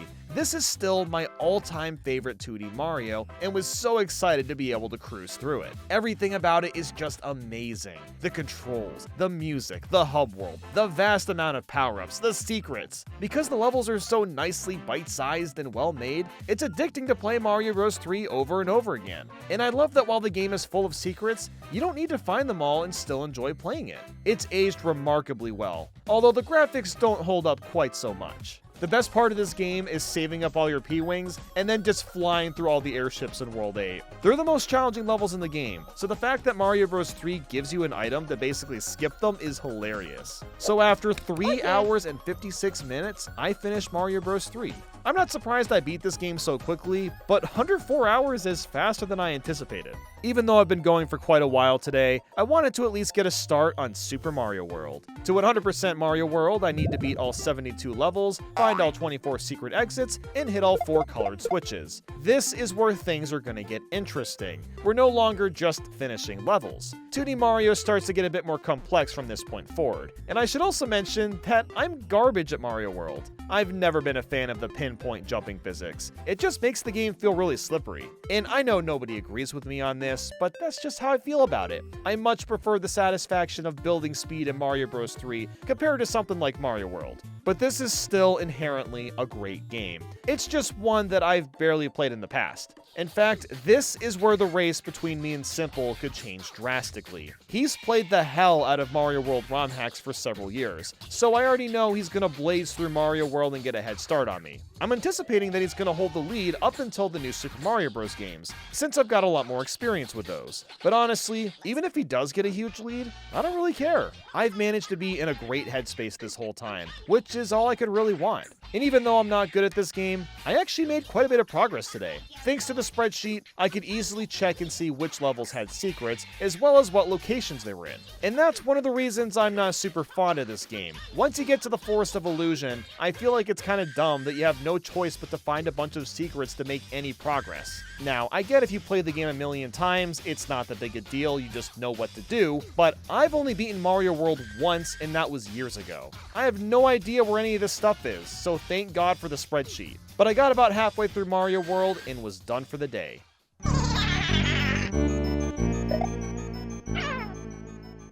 As expected, Simple Flips got way ahead of me last night, so now I have no choice but to play catch-up. But it wasn't too bad. I was getting stuck on a few annoying levels. In fact, I was struggling with Larry. Now, I imagine most people are like, how? And my answer is, I don't know! Something about the way the platform moves up and down, and the way that you hit him just feels awkward. This was unironically the hardest boss in the game, even though he should be super easy. After taking out Bowser and finding the rest of the secret exits, all that was left was the special world. And the only level I was concerned with was Tubular. You have to keep getting P-balloons and floating across the entire stage while avoiding a ton of obstacles. I thought I'd be stuck in this level for like an hour, but shockingly, I only died like 6 or 7 times. I just squarely focused on where the safe areas were and then executed. After that, I had a few more levels to go and successfully 100%ed Mario World. It took me about 6 hours and 32 minutes, which is a lot less time than I anticipated, but still much slower than Simple's time. So now I needed to rock. I was gonna need to play really well to be able to catch up at all. The next game to tackle is Super Mario Land 2. I decided to use the unofficial DX version that adds proper color just because it looks a lot nicer. But to 100% Mario Land 2, I need to beat all 33 levels and find all 6 secret exits. Yeah, this game actually has secret exits, and I didn't realize that until very recently. Mario Land 2 is one of the most underrated 2D Mario games if you ask me. It's pretty crazy how much of a glow-up this is compared to Mario Land 1 in every fashion. The controls are much tighter, the pixel art is a lot better, the music is as catchy as ever, and those world themes. These are some of the most creative themes we've seen in a Mario game, period. Tree Zone, going into Mario's crotch zone, getting eaten by a turtle zone, and flying through space. It's also neat how Tatanga makes a guest appearance as just a regular boss. It's quite a surprise cameo. Throughout playing this, there was really only 2 parts I struggled with. In Turtle Zone, there's a secret exit that requires me to go down this really skinny water path filled with spikes and fish bones, and it seemed like no matter what I did, the damn fish bone would hit me and I'd have to start the level all over again. His hitbox was just massive, and I burned through most of my lives getting through this. The other part that was hard was the last level. Holy mother of ass, the difficulty goes full-on Baja Blast mode. And it's out of complete nowhere, too. I don't know why Mario Land 2 is easy up until this last stage, but here's the one part of this game that's really dumb. If you lose all your lives in this final level, you lose all the coins to this final level door, which means that you'd be forced to fight all the bosses again to get all the coins back. Why the hell is this a thing? This was clearly added to pad out game time, which is unfortunate because this game is fantastic otherwise. So just before running out of lives, I needed to farm coins and play this slot machine to get extra lives. I also needed to play a good chunk of this last level using the carrot power-up. Yeah, and I haven't even brought up power-ups yet, but the carrot is stupidly OP. If you're really good at mashing the A button, you can basically float until time itself is an illusion. It's super handy for the final level due to the amount of spikes that need to be avoided. And this level's huge too. It goes on for way longer than the other levels in the game. And it all ends with Wario as the final boss. I just love how Wario's the boss, and also they made him super wide for like no reason. But even Wario's kind of scary, considering you get no checkpoints if you die to him. So due to nerves, I died at Wario quite a few times until eventually taking him out. It's actually kind of funny how easy the last phase is. If you just mash with the carrot in the air, you can hit him 3 times in like 4 seconds. But after that, the game was over and I finished it in 2 hours and 39 minutes. That's about how long I expected this one to take, but I completely forgot how tough that last level is. So up next was Super Mario All-Stars. In order to 100% this one, we need to beat all 4 games without using warps. This equates to beating 194 levels. The reason we're even playing this is because these games aren't ports. They're full-on remakes with upgraded graphics and music, and the physics are a lot better too. Because of that, it makes sense to add these to the marathon since they're pretty different experiences compared to the NES counterparts. It's also worth noting that we're not playing the version of Mario All-Stars that added in Super Mario World, because that version changed nothing about that game. The save system is also much more generous. We don't need to worry about replaying the entire world or the whole game again, so in general, these 4 games will be a lot more fun to play. So of course, I started with Super Mario Bros, and my god was it so much better than before. I still got stuck in World 8 for a bit, but at least the controls felt more functional. It's really surprising how few people seem to realize Mario All-Stars is a thing. Everyone just talks about the original NES versions and how great they are, when this remake is sitting right here. Because I've been cruising through the games, I've been feeling pretty solid today. At this point, I'm mostly just vibing. After not too long, I finished Super Mario Bros. Again and was popping off, but it was a bit early to be celebrating. And that's because the next game is the Lost Levels again. Yeah, I actually have to play this, but now with better controls. But do the improved controls even fix the game? Well, no, not at all. The level design itself is still horrible and lacks any sort of coherence. And it doesn't help that the graphics, while recreated and look nice, are just being copied and pasted over from Mario Bros. 1, which, obviously makes sense, but because I just finished the Mario 1 remake, it just feels like I'm playing a worse version of this game yet again. But you know what? I'm not too upset about it, because I've somehow managed to catch up to Simple Flips. Yeah, I'm really surprised about that considering how big of a lead he had, but Simple had to run a short errand today, and that small break gave me enough time to completely catch up to him. And next thing I knew, I took out Bowser after Bowser and was somehow at 8-4 already. Then I took him out, and oh my god, I've already beaten a good chunk of the game. And I say a good chunk because, of course, World 9 and Worlds A through D are included. But at least the hardest part of Mario All-Stars is out of the way. The main thing I was having issues with this time was with D3, because a lot of this came down to Hammer Bro luck. There's like 87 bullet bills being fired at you at any given time, and it requires a lot of really precise jumps and also hoping that a Hammer Bro doesn't get in the way. But after getting through that in D4, I was finally done with the Lost Levels. But the suffering didn't end there. My thumbs were screaming in pain. This is something you wouldn't think would be an issue, but when you're using an NES or a SNES controller D-pad and pushing down on them really hard for super long periods of time, you're gonna lose circulation in your thumbs. And since I've been using these controllers for 3 days straight, my left thumb in particular was hurting a lot. Even when I wasn't playing, I could feel it throbbing constantly. But that's okay. I'm still feeling pretty good, and we've moved on to Super Mario Bros. 2 again. I feel like the NES game still looks decent even today, but man, the glow up on the SNES remake holds up super well too. The controls feel very similar, although maybe it's not quite as slippery. The Bob-Ombs also have proper arms and legs, and I'm kind of obsessed with them.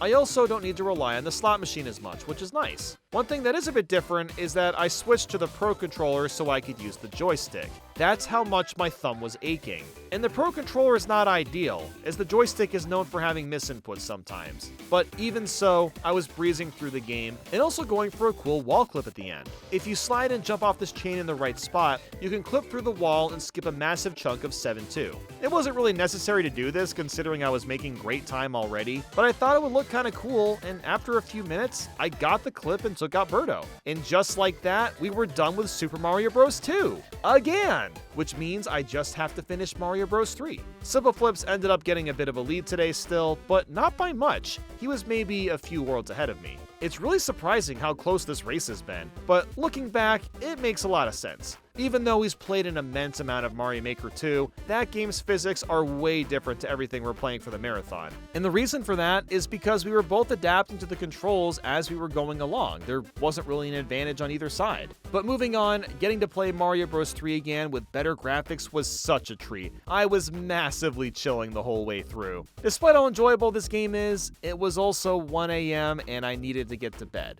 So I got through a good chunk of World 6 and was ready to finish up. But little did I know the hell that was brewing the next day.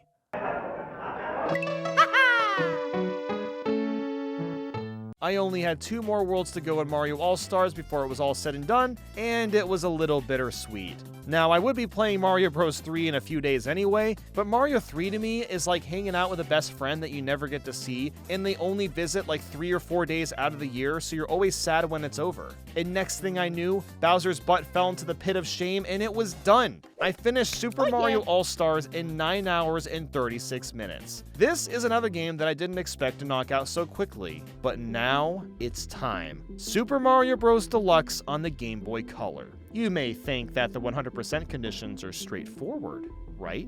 Here's what we need to do. Beat the original game with no warps. Beat it again with the star icon. Complete the Super Players game with no warps. Defeat every type of enemy. Kill Bowser using the Fire Flower in all 8 worlds. Get all the red coins / high score medals / Yoshi eggs in challenge mode, and fill the total score meter in challenge mode. Now you may be asking, why on earth are there so many random requirements? Well, that's because this game has achievements. Yep, I'm not joking, there's actual achievements to unlock that give you photos after completing them, in a Game Boy Color game. The only 2 things we can unlock are trying multiplayer and using the infrared link. And that's because we're obviously streaming from far away and aren't using actual Game Boy Colors to play this. And as if things couldn't get worse, just look at this game! I mean, it does run surprisingly well and is faithful to the NES version, but good golly gravy! Look at the screen crunch! It's so bad that this game has options to move the screen manually just so you can see better. I wasn't sure how much the screen crunch would hinder the actual game, because it's been about 20 years since I've played it. In fact, Mario Bros. Deluxe is the first Mario game I ever played, and I still remember beating it when I was like 7 or 8 years old. I also like how in between levels, there's a little map that shows Mario physically walking from level to level, so there's some pretty neat quality of life features packed in, and for whatever reason, the Fire Flower flashes shades of pink in this game, which makes it look very much like the Bubble Flower from Mario Bros. Wonder. But how is the remake itself? How does it play? Well, it's definitely harder than the original version. I found myself moving the camera up and down by accident all the time, because the camera controls had to be mapped to the same D-pad that we're using for moving, because there's only like 5.5 buttons on a Game Boy Color. They didn't have a choice. I also needed to play a lot more cautiously. Running ahead at full speed was a horrible idea if you didn't know exactly what was coming. Doing that would often lead to running into enemies by accident. But after a little over an hour, I managed to beat the original game. So it's nice to knock that out, but now I get to do it again with a star icon. What's the difference though? A star icon? Well, basically the Goombas turn into Buzzy Beetles. Yep, that's the only difference. Now, funny enough, this so-called star mode is also in the original Super Mario Bros. If you just replay the game after beating it, but because the difference was so minuscule, we didn't bother adding it as a requirement for the marathon. But we're doing it this time because we'll unlock a photo for it. So after beating the star icon version, which really wasn't that much harder, I decided to also play and beat the You vs. Boo challenge. This is probably my favorite part of the game. The concept's pretty simple. You race a Boo across a custom-built stage and try to beat Boo to the end. In the way are a bunch of red and white blocks. Hitting the one with the face changes their color and updates the platform surrounding you. This is a ton of fun, and I'm really surprised Nintendo has never brought it back. This mode would be killer to see as DLC in Mario Bros. Wonder, even if it's just a small handful of stages. But after that, I clicked on the Luigi head and the title screen said Super Players Mode. I wonder what that is. Oh, no, it's the lost levels again, but now with screen crunch! Oh god, Nintendo, why did you feel the need to include this? There's only one good thing about playing the lost levels again. Not every stage is included. World 9 and Worlds A through D aren't playable. Although funny enough, all these stages are hidden in the game's code still. They also removed the wind from all the levels and made some of the jumps slightly easier. So in a way, this is the best and worst way to play the lost levels. They make the game easier, but only because we're playing in a crunchy 4:3 ratio. Since I've already played through this awful game twice, getting through it a third time was not as painful as I expected. I already knew it was coming up, so I was hoping to only get stuck at the very end. Simple at this point was only slightly behind, but again, we're still very close. I'm starting to wonder if we're just gonna end up being neck to neck for the entire marathon. But about an hour or so in, I was now stuck at World 7, which is to be expected. These levels are so horribly designed and not fun, so adding screen crunch was not making things any easier. After being stuck in 8-3 for what felt like years, I finally beat it and then finished Bowser, and holy crap, the lost levels was over. I never have a reason to play any version of that game ever again, and I am so thankful for that. The only thing left to do now is the challenge mode. At first, this seemed like a really fun and enjoyable way to replay the levels. Each stage has a hidden Yoshi egg and 5 red coins. It wasn't too hard to find these things because I made a spreadsheet that showed me all the locations. However, there were a few problems with this. Some of the red coins are hidden in obscure spots that nobody would ever find without a guide, so it's a good thing we've got help for that. And for whatever reason, there was one level in each world that was absurdly difficult. I think I spent like 20 to 30 minutes getting the score, red coins, and Yoshi egg in 1-2 of all places. I'm not sure why the game randomly gets so hard, but it made this challenge mode slowly feel more and more like a chore. I was still in a good headspace, but I had this dawning sense that I was going to be trapped in challenge mode for way longer than anticipated. The hardest part of the challenge mode, surprisingly enough, was getting a high enough score. Some stages made this really easy, while some of them were absurdly hard. Absurd as in, you need to speedrun the level almost perfectly while also getting enough coins, power-ups, and fireworks at the end, only for you to just barely get the score you needed. Like, look at 3-2. It's demanding 85,000 points, which is crazy for one level. The only way to get it is to let the Koopas in the game hit tons of enemies in a row. Otherwise, it's completely impossible. And that's not even a hard level. Getting the score in 5-2 requires you to do the dumbest shit ever. There's not much of an opportunity to get points at all in this level, so the only way I can rack up a lot quickly is by carefully bouncing and hitting this Koopa over and over again. This required an immense amount of concentration, because one mistake with your jump meant doing the whole thing over again. Did the developers at the time not test these challenge stages? Who in their right mind wants to bounce off a Koopa 80 times with no mistakes and then pray they get to the end without choking? And oh my lord, I have gotten so tired of this music. I've had to listen to the overworld theme for almost 5 days straight, and I'm ready to rip my ears off. Now yes, I could fire up Spotify or something, but I don't want to do that because listening to the sound effects help with timing, so I have no choice but to push through. By the time I got to World 7 and 8, it was incredibly brutal. I was so exhausted from playing Mario 1 stages that I wasn't making any progress. I started to play stages out of order just to freshen things up, but it didn't really help that much. At this point, I just needed some sleep, considering that I sunk almost the whole day into Super Mario Bros. Deluxe and still wasn't done. So I was gonna have to play it again for day 5 for who knows how long.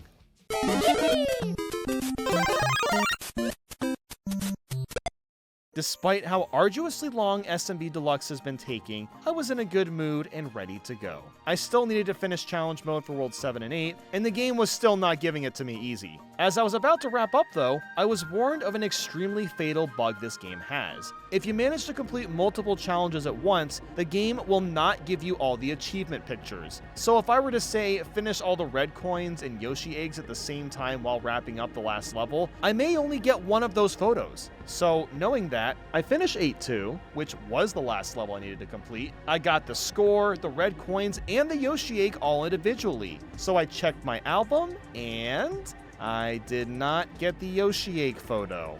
Ugh. You've gotta be kidding me. I followed the game's glitchy rules and I still got the bug. If you're curious what the photo looks like, here it is. Yep, that's the photo. That's the glory I missed out on because of this fantastic bug. Although I guess it technically doesn't matter because you can see on my screen that I did everything. The game just didn't want to give me the photo. But I had one more award to get. Maxing out the challenge meter. You see this bar on the bottom that isn't full? Yeah, I have to fill this freaking bar to get the last award. But you might be confused because I already got the challenge medals for every stage. Shouldn't that have been enough to fill the bar?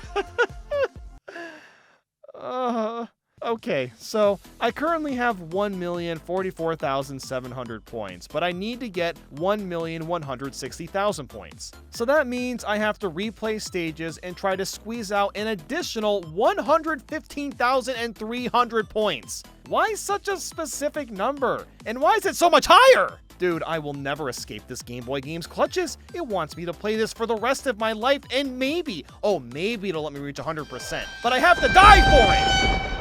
Okay, sorry. Maybe that was a bit far. Do you want to know what I had to do to get an extra 100,000 points? More Koopa jumping! This is so stupid. I almost can't be upset because of how absurd this is. I deliberately had to scrub through all the stages and look for places where I could do Koopa bouncing to squeeze out an additional 5,000, 10,000, 20,000 points per level, which may not sound that bad, so it's pretty good, but achieving an additional 115,000 points is an insane ask. So that's what I spent several more hours doing today, trying to find levels where I could do the stupid Koopa bouncing. Now, I bet some of you were thinking, oh, just do the one-up trick in 3-1. That would rack up a ton of points, right? Well, guess what? The show breaks after 8,000 points, and I know that because Simple Flips tried the strategy last night, and it didn't work for him. Look, I think Mario Bros. Deluxe as a game has a lot of great things to offer, but going for 100% is somehow one of the most obnoxious things I've ever done in a Mario game. After spending half the day replaying stages, I figured out that I could get a good chunk of points in 4-2, which let me finally finish the score bar and 100% the game. Just kidding! Ha ha ha! I'm not done yet! Oh my god! I'm not done because I forgot to kill Bowser with fireballs in all 8 worlds. At least I'm able to just travel to whichever world and level I want to, so yippee yahoo for that. But you're not gonna believe this. Even doing this was challenging, especially for World 7. I needed to retain a Fire Flower for the entirety of World 7. That's because I can get one power-up in 7-1 and another in 7-3, which means I had to survive 7-2's complete RNG bullshit and also get through 7-3 and 7-4 without any mistakes. But I've been playing this game for like half my life at this point. I knew I could do it. So that's what happened. I knocked out Bowser with fireballs, I got this fantastic photo filled out, and was finally done with this behemoth. It only took a quick 17 hours and 52 minutes, so no big deal. I guess I'll just crawl my way over to the next game if I have any energy left. Finally, we can move on to Super Mario Advance. For those that don't know, this is Super Mario Bros. 2 again, but with better graphics, and the characters talk to you. This is as far as you go. Just what I needed. To 100% Super Mario Advance, I need to beat all 20 levels without warping, and then beat the levels again while collecting all 40 Yoshi eggs and 100 Ace coins. This is why we're playing the Advance remakes, because they all have exclusive content that none of the other versions have. These are actually the versions of the games that I grew up with. Well, mostly just Advance 1. I loved this game as a kid, and even now it's still fantastic. The only drawback I could really argue is that it's too much on the easy side. Getting lives and extra health is so much simpler. Just as one example, if you collide multiple enemies together, then you'll get free hearts for it. There's also a brand new boss in this game. In World 3, you fight this creepy Robo-Bird thing, and the only way to defeat him is by throwing these massive eggs at it, so that's kinda neat. After a bit of time, I finished the main game and moved on to the extra stuff. The Ace coins aren't too hard to find as they're usually just out in the open waiting to be grabbed, but the Yoshi eggs are a bit of a different story. There's 2 in each level and they can only be found in the subworld, meaning you have to throw the potions in the right spot and hope there's one nearby. Some of the eggs aren't too hard to find, but some of them are in the most ridiculous spots. Even just this first level, you gotta drop down this pipe and grab the potion, then come back out, jump up the mountain a bit, and then you can throw the potion and get the egg. I am so glad I made a guide for these eggs because a good portion of them would have been really confusing to find. While I'm really glad to finally have the opportunity to play this extra stuff in the Advanced series, I also know I'm gonna feel so relieved that I'll never need to do this again. I also had this really unlucky moment with the egg in 2-2 where it passed underneath the sand because that's where I dug down and then I lost my progress. 5-1 has an egg where you have to jump above the screen to grab this mushroom block thing, then you can throw the potion and the egg will pass through because otherwise it would have gotten stuck in that crevice. Oh, and then 5-2, there's another egg where you gotta carry a potion up a vine by standing on an enemy while snippets are shooting balls at you. Like I said, there's some pretty annoying eggs, but it wasn't as hard as I expected. The main hurdle was that it was just time consuming, because by the time Wart gobbled down more veggies, it took 6 hours and 59 minutes. But the day was not over yet. We're already moving on to Super Mario Advance 2, this game being a remake of Super Mario World. To 100% this, I need to beat all 72 levels, find all 24 secret exits, hit all 4 switches, and collect all 360 Dragon Coins. The only reason we're getting the Dragon Coins this time is because there's a reward compared to the original game. You apparently get this super cool cutscene at the end, and the coins also transform. While in the original game, you just get a 1-up for getting all the Dragon Coins in any individual stage, so not really worth much. There's actually a lot of really cool things about this remake. For one, you can play as Luigi, who I was rocking for quite a while. He has a higher jump and takes more time to build speed. So I actually quite liked it because it unironically made the game feel less slippery. There's also Dragon Coins in most of the levels that didn't have them before, as well as a bunch of small improvements. The only real downside this game has is that it looks blown out to shit. And the reason for that is this game came out when the only Game Boy Advance that existed was the one without the backlit screen. So Advance 2 had to compensate and make the whole game a bit brighter. But besides that, it's the same great game again. And even though I've never been super fond of Mario World, as you know at this point, this marathon has really made me appreciate it more. I was starting to remember where the secret exits were by just playing, which made getting through it a lot more fun than the first time. But the day was getting really late and I was getting tired, so I stopped after playing a decent chunk of it.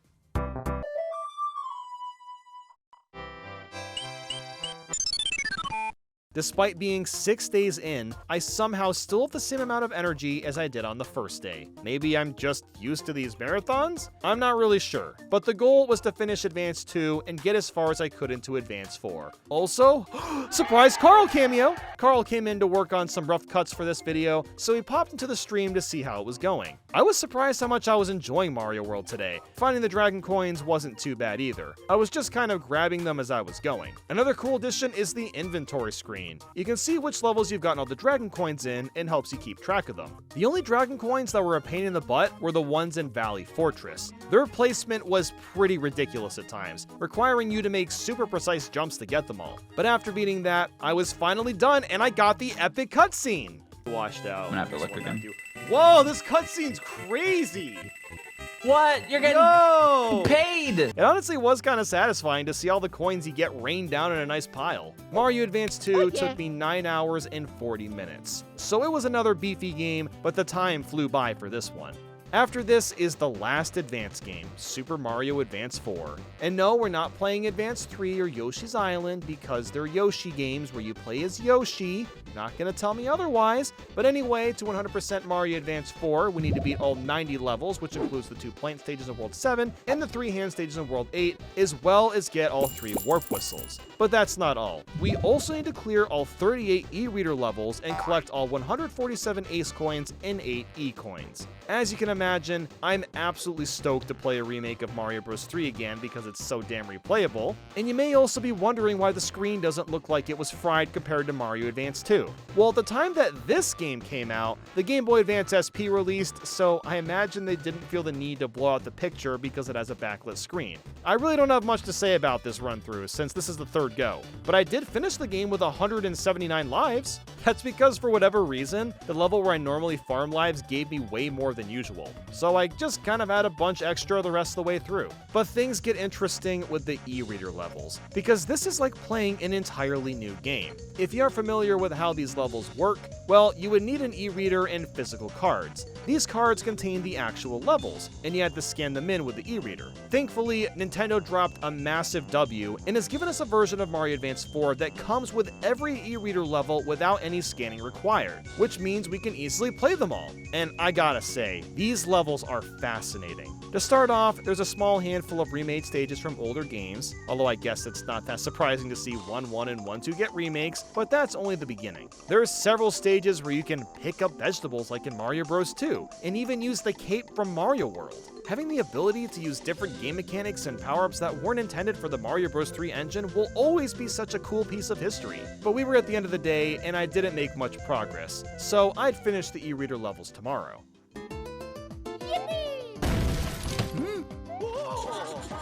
Halfway. We are already halfway through the marathon. It doesn't even feel like it's been that long. And even crazier is that Simple Flips has been at my pace pretty much the whole time. I'm honestly starting to wonder if I have maybe a chance of winning this race. But I can't think about that right now. It's time to tackle the rest of the e-reader levels, and there's quite a few of them to knock out still. As I was playing through them, there were two things that were very distinct and stuck out. One, a lot of these levels were really tough. Some of them took me multiple tries to get through, especially since I was going for all the extra coins. And two, there were so many mazes. I did not realize how many maze-themed levels were included. I have beaten these levels in the past for fun, but I wasn't going for the extra coins. But now that I am going for them, I'm only just realizing how deep and complex some of these levels can be. Like, just look at this example. There's over 10 freaking doors and they all lead to specific rooms. On one hand, I think that's really awesome to have challenging levels, but I also wish they weren't so maze-oriented. They kind of remind me of Ghost House levels, which I'm not a fan of. I'm always filled with a sense of dread when it comes to ghost houses in Mario games. I get that they're there to break up the pacing a bit, which is fine, but getting lost is never fun.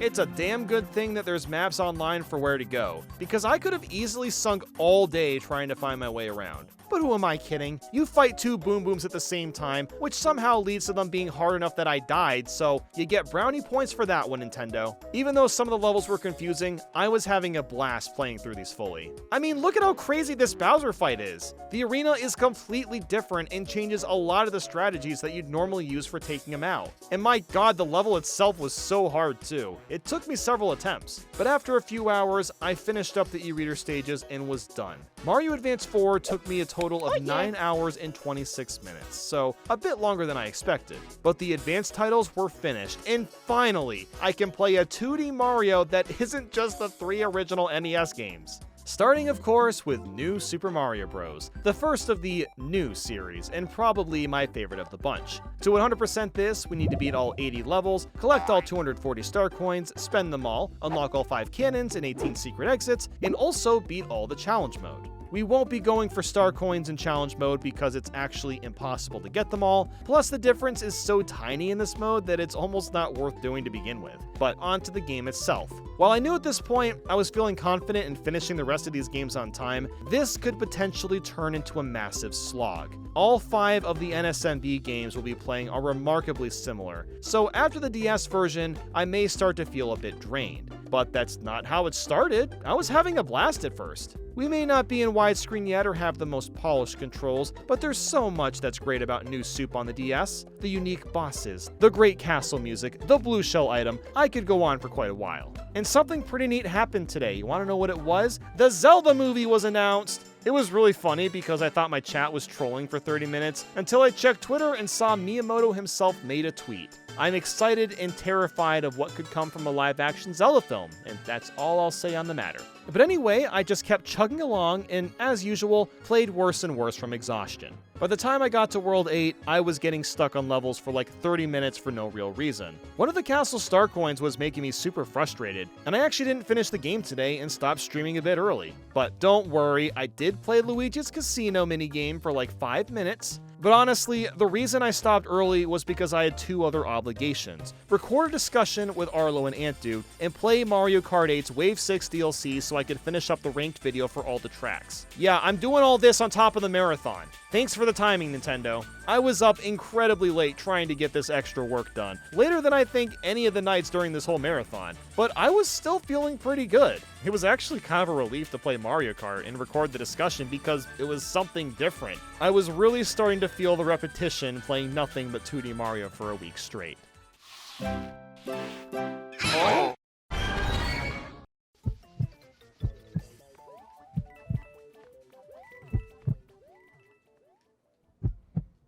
I hit the wall today. This was the one day throughout the whole marathon where I was just in a bad mood. I finished up New Super Mario Bros. And started the challenge mode, but it was really settling in. I still had to play 4 of them, and the thought of playing 4 games that are so similar was just dreadful. But I persisted on, and just tried to play the best I could. If you're wondering what the challenge mode is, by the way, the only difference is you can't go back and forth in the level. So it's just like the original Mario Bros. 1 where the camera doesn't scroll backwards. That's literally it. Because I wasn't going for star coins, I was able to get through the challenge mode pretty quickly. It was also kind of neat spending all the star coins at the shop too. You unlock all these skins for the bottom of your screen. The amount of time this game took to finish was 12 hours and 8 minutes, which is actually about as long as I anticipated. But it was now time to move on to New Super Mario Bros. Wii. To 100% this, we need to beat all 77 levels, collect all 231 star coins, spend them all, unlock all 6 cannons, and 15 secret exits. The best thing I can really say about switching to this game is that we're in widescreen territory. It'll be a lot easier to find all the star coins and secret exits that we need to get. Something I always forget too is that you can play this game with a nunchuck, which is going to be a little more comfortable than holding the Wiimote sideways. While we have power-ups like the propeller mushroom and penguin suit, this is pretty much the same game I played before. The controls are also a little more polished, and it's nice that you have a little spin jump, but you gotta do the spin by shaking the controller, so it doesn't work as smoothly as I wish it did, but it's not the end of the world. The main hurdle today was just staying awake. Oh my god, this game is so freaking boring. Especially after playing 2D Mario for 8 days straight, I felt completely trapped and was slowly losing my mind. All the little things were starting to pile up. If I missed a star coin, I had to wait for the flagpole animation to finish, wait for the game to load me back into the hub world, then you click the level again, watch the blank title screen reveal the name, and finally load back into the level. The pacing in New Super Wii is unbearably slow, and it feels more enhanced for me just because of how much time I've spent playing 2D Mario. Even look at the notes Carl made when cutting the rough draft for this day. World 3 B-roll and level finish. It was very uneventful. World 5 B-roll, nothing happened, Lamau, you're just cruising. Audio starts to get crunchy, Envy is tired and annoyed. Yeah, that also started to happen. Look, I'm someone that needs alone time at least a couple times a week to recharge the social part of my brain, but I have had no chances to do that the past week. Simple Flips was cracking jokes as usual. Meanwhile, I just wanted some silence for a day or two.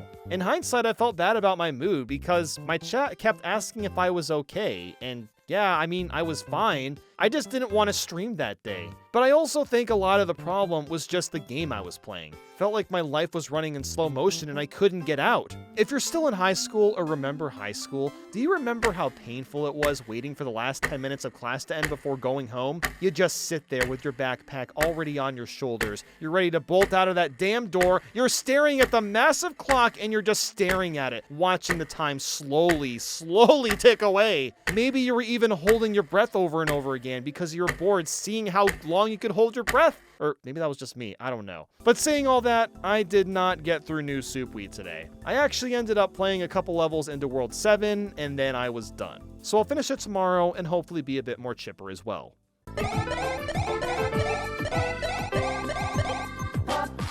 Even though I wasn't done with New Soup Wii, at least I was very close. Simple Flips ended up finishing New Soup Wii last night, so I had to play a bit of catch-up. I was also feeling a lot better today. I got a decent amount of sleep, and I was at least excited for the other New Soup games. New Soup Wii still feels pretty boring, but at least the final boss is awesome. I still think it's one of the best 2D Mario fights. Bowser just destroys all the platforms around you with his body and fireballs. It's great fun. And after that, I just had to finish World 9, which does have a couple of hard levels. I needed to replay 9-4 multiple times, which was honestly pretty painful. That's because this level includes one of the worst star coins of all time. At the end of this very long auto-scroller, I need to freeze this plant to make a platform to get into this red pipe. The only problem is that there's bob-ombs constantly dropping either on me or on the platform I'm standing on, which just so happens to fall to the ground with the extra weight. And then there's the second star coin. It's just like hiding in this corner in the most awkward spot possible, and I somehow got it with a bob-omb. I don't know how, I just did. So it was incredibly annoying having to replay this level a billion times, but eventually I did get through it. 9-7 was also tough and is generally considered the hardest level in the game, but I'd argue that only getting the third star coin is tough.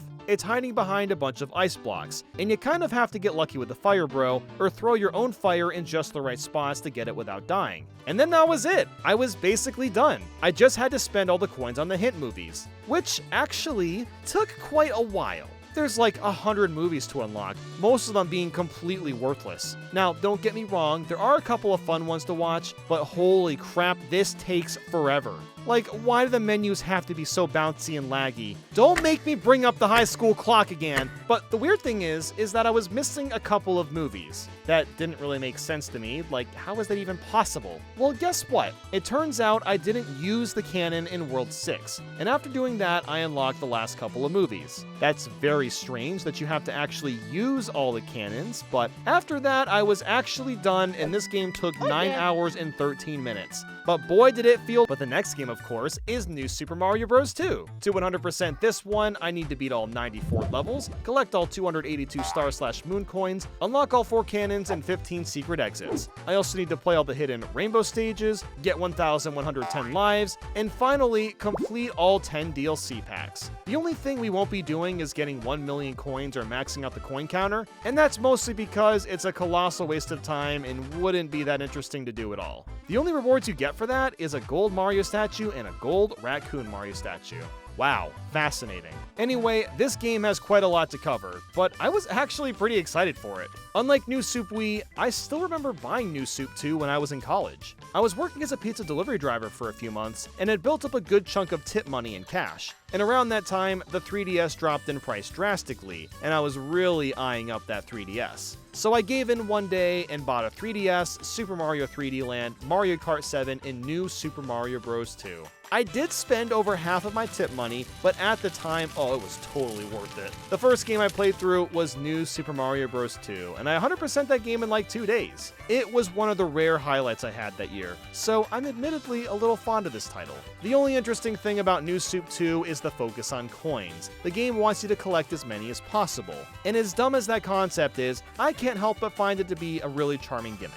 The game goes out of its way to make collecting coins easy. You can turn enemies into coins. You'll smash your head into a coin block and run around. Oh, and you can't forget about Gold Mario, which, by the way, is still one of the most powerful power-ups Mario's ever had. But besides that, there's really not much to say about the game itself. I was just playing through it as usual and wasn't struggling at any point. Even Carl was losing his mind with his notes. Look, this one just says, Reznor! Yeah, woo! Oh, look, here's another one. Reznor! Yeah, he kicked your ass!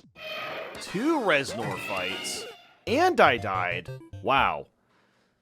Dude, hot tamale! You know, what's up with Reznor anyway? I mean, sure, it's neat that he made a cameo, but did he really need to be half the boss fights? And they don't even have his name on the Ferris wheel thing like they do in the original. It looks more bland and uninspired now. There was something else being stirred in this marathon pot that I didn't quite expect. Simple was actually pretty far behind now. My theory of getting a lead from these games has actually become reality. I was starting to believe that I had a good shot at beating him, but I didn't want to assume that yet. We still had quite a ways to go. After several hours, we took out Bowser yet again, and oh man, look at him. Woo, he's slapping those platforms like nobody has before. Oh! And then I plowed through the special worlds. After that, I just needed to grind out a bunch of lives, and I wasn't sure what the best strategy was for doing that. So I did what made most sense, looked it up on YouTube real quick, and the man, the myth, the legend appeared on my screen. It was Nico BBQ, baby! He had a short that showed me how to get a bunch of lives in this game, so using his strategy, I got 1,000 lives in about 15 minutes. Next was unlocking the rainbow levels. In order to do this, I need to finish a level in the double digits that corresponds with the world itself. So to unlock the rainbow stage in World 1, I need to finish with 11 on the timer, and then World 2 is 22, and so on and so forth. The rainbow stages are nothing special, they're just another way to quickly rack up coins if you need them. After getting all those, all I had left to tackle was the DLC. This is probably the most interesting part of the game, but also the most disappointing. While it's really neat a bunch of bonus levels were added, they're just kind of fine. They don't have unique themes or anything. Like, they just kind of exist. Now, I did like the Gold Classic Pack since it remixes a bunch of older stages, and there are a handful of levels that have cool ideas, but these are basically just more levels. The last thing I did today was attempt the Impossible Pack. I had already been playing all day, so I didn't make any progress, but I knew I was in for quite the punch tomorrow. But what has Simple been up to? Did he catch up, perhaps? Well, he kinda did. For whatever reason, he spent about 5 hours farming coins for, no reason. Now ask yourself, why did he waste such a large amount of time in a marathon? Was he giving up? Maybe he was confident he could catch up and secure the win regardless? The world will never know.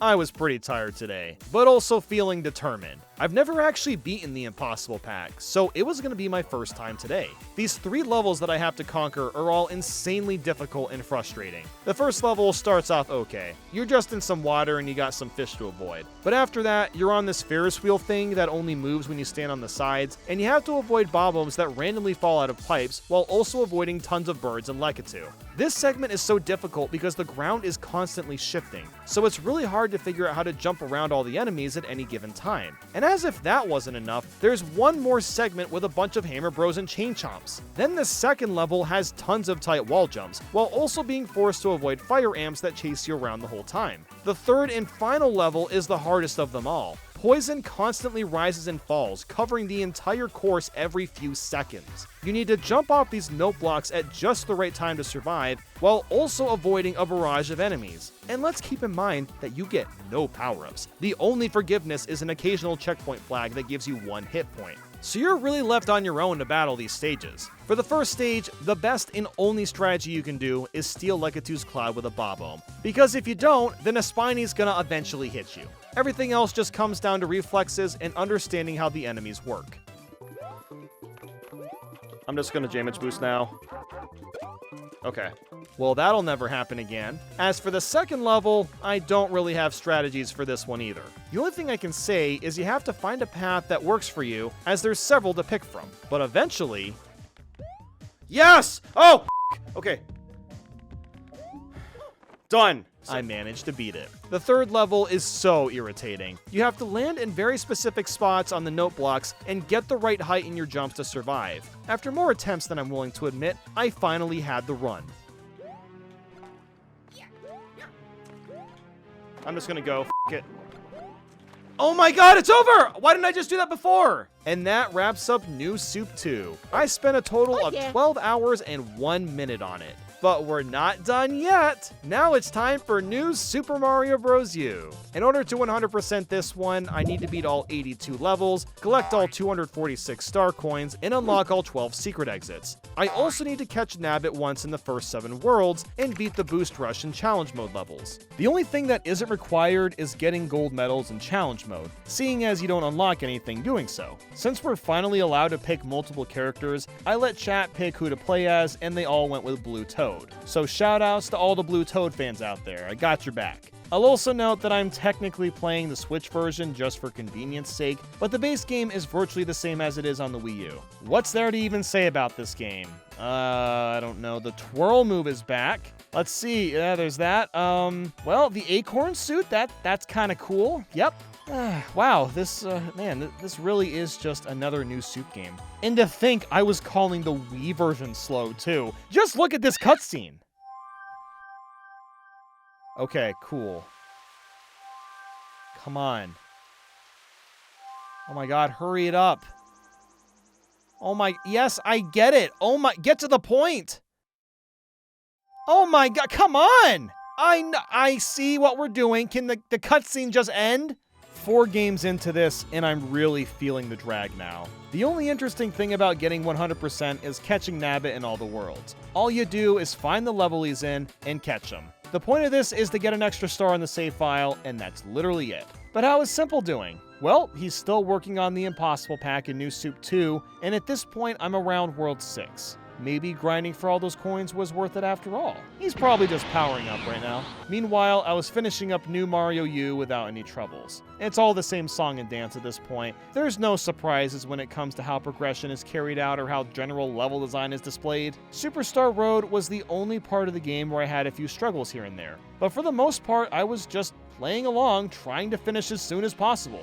But I do have to admit that it still took most of the day to finish, because these are incredibly long feeling games. Mario Bros. U ended up taking 9 hours and 13 minutes. I'm kind of surprised I had the energy to finish that while also beating the Impossible Pack earlier today. So after Mario U, I decided to start the next game before tackling Boost Rush in the challenge mode. And that, of course, is New Super Luigi U. In order to 100% this one, it's the same requirements as before. Beat all 82 levels, collect all 246 star coins, unlock all 12 secret exits, and catch Nabbit once in the first 7 worlds. There is nothing different at all besides the level design itself. All the levels here are much shorter and more tightly condensed, which is fantastic, because it means I'll be able to plow through Luigi U slightly faster than Mario U, assuming I don't get stuck in any of the levels for too long. But I had been going for at least 12 hours, so I only did a few stages before hitting the hay.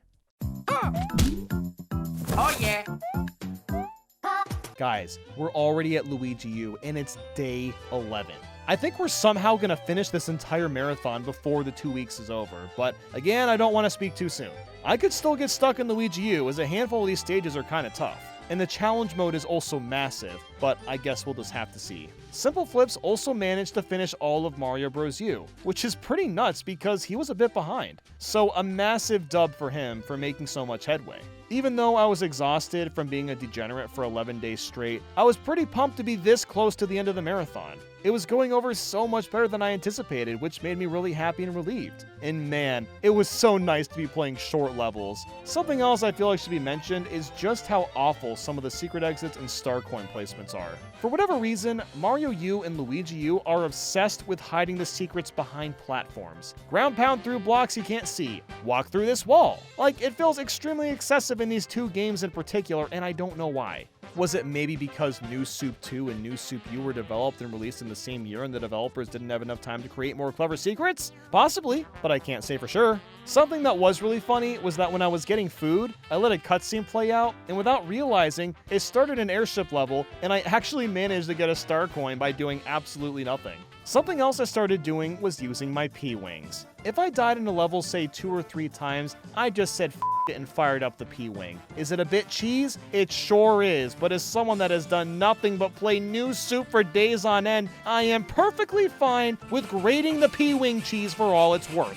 But I did actually struggle a bit on a level in World 5. This poison is constantly rising, and you have to jump off wigglers to survive. There's a star coin that's trapped behind these blocks, and you can't ground pound through them, so you're forced to throw a Koopa shell at the block. This took me quite a few tries, just because I was really feeling fatigued in general. After that, everything was going okay, but World 8 had a few more tough star coins. The one with a numbered conveyor belt was so stupid. I was probably doing something wrong here, but it took me forever to collect this one. After that, the only level I was worried about was the one near the end, and that was Fire Bar Sprint. This level is filled with fire bars, and the only way you can clear it is by running the whole time and jumping perfectly. However, you have to wait a tiny bit of time before you start running, because if you mess up the timing, you're gonna get hit a bunch of times and lose out on the 3rd star coin. But by some miracle, I managed to actually clear this level and get all the star coins on my 2nd attempt. I don't know how. Again, it just felt like dumb luck, but I'll take it. The rest of this final world went well too. There was a few dumb deaths here and there, but I somehow managed to finish New Luigi U in a decent time, which is great. And funny enough, I've never 100% Luigi U in my entire life, so I've never seen the final level before. And it's pretty darn neat. I like how you just skydive the whole way down. So while the base game's over, I'm not done yet. No, I haven't even started Boost Rush mode yet, which is what I'm tackling next. I've actually never played these either, so I had no idea what I was in for. After about 5 minutes though, I figured out the concept.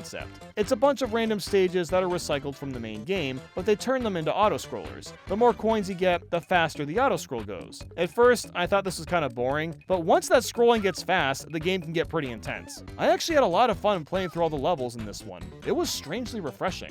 So after like an hour or so, I finished that up and started the last objective, Challenge Mode. Challenge Mode is by far the best part of New Soup U, as what we have here are a ton of challenges that drastically change how you play through a stage. Some challenges want you to go as fast as possible, some want you to avoid all coins, or kill all the enemies, or avoid touching the ground, etc, etc. There's even one where you're supposed to balance on a rock for a certain amount of time. For like 90% of the challenges, I was beating them on the first or second try, but there's a few of them that had me stumped for at least 20 to 30 minutes, and I love that. It's so weird to actually be challenged in a Mario game. But next thing I knew, it was over. I actually finished New Super Luigi U and all the challenges. I never felt like I was gonna escape this series, but it's over and I can actually move on. And if you're wondering, it took 11 hours and 15 minutes. And now to move on to Super Mario Bros. Wonder. To 100% this one, I need to beat all 129 levels, collect all 225 Wonder Seeds, and 306 10 Flower Coins. I also need to touch the top of every flagpole, find all 11 secret exits, collect/buy all 24 badges, and purchase all 144 standees. This seems like it's gonna be the longest game of the bunch, but I really don't think that's gonna be the case. After staring at some of the blandest games of all time, diving into Mario Bros. Wonder for the very end was a surreal experience.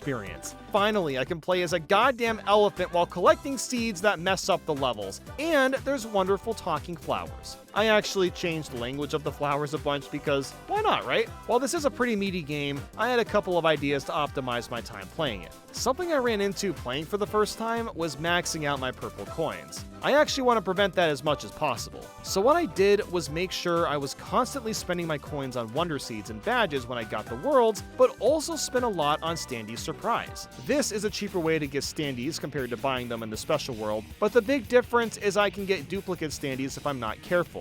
But with 144 standees, I started to use Standee's Surprise to save money and time, and actually managed to get around 50 to 60 before I was running into multiple duplicates in a row. So I believe just doing that is going to save a ton of time. But I made it to World 2 and called it for the night.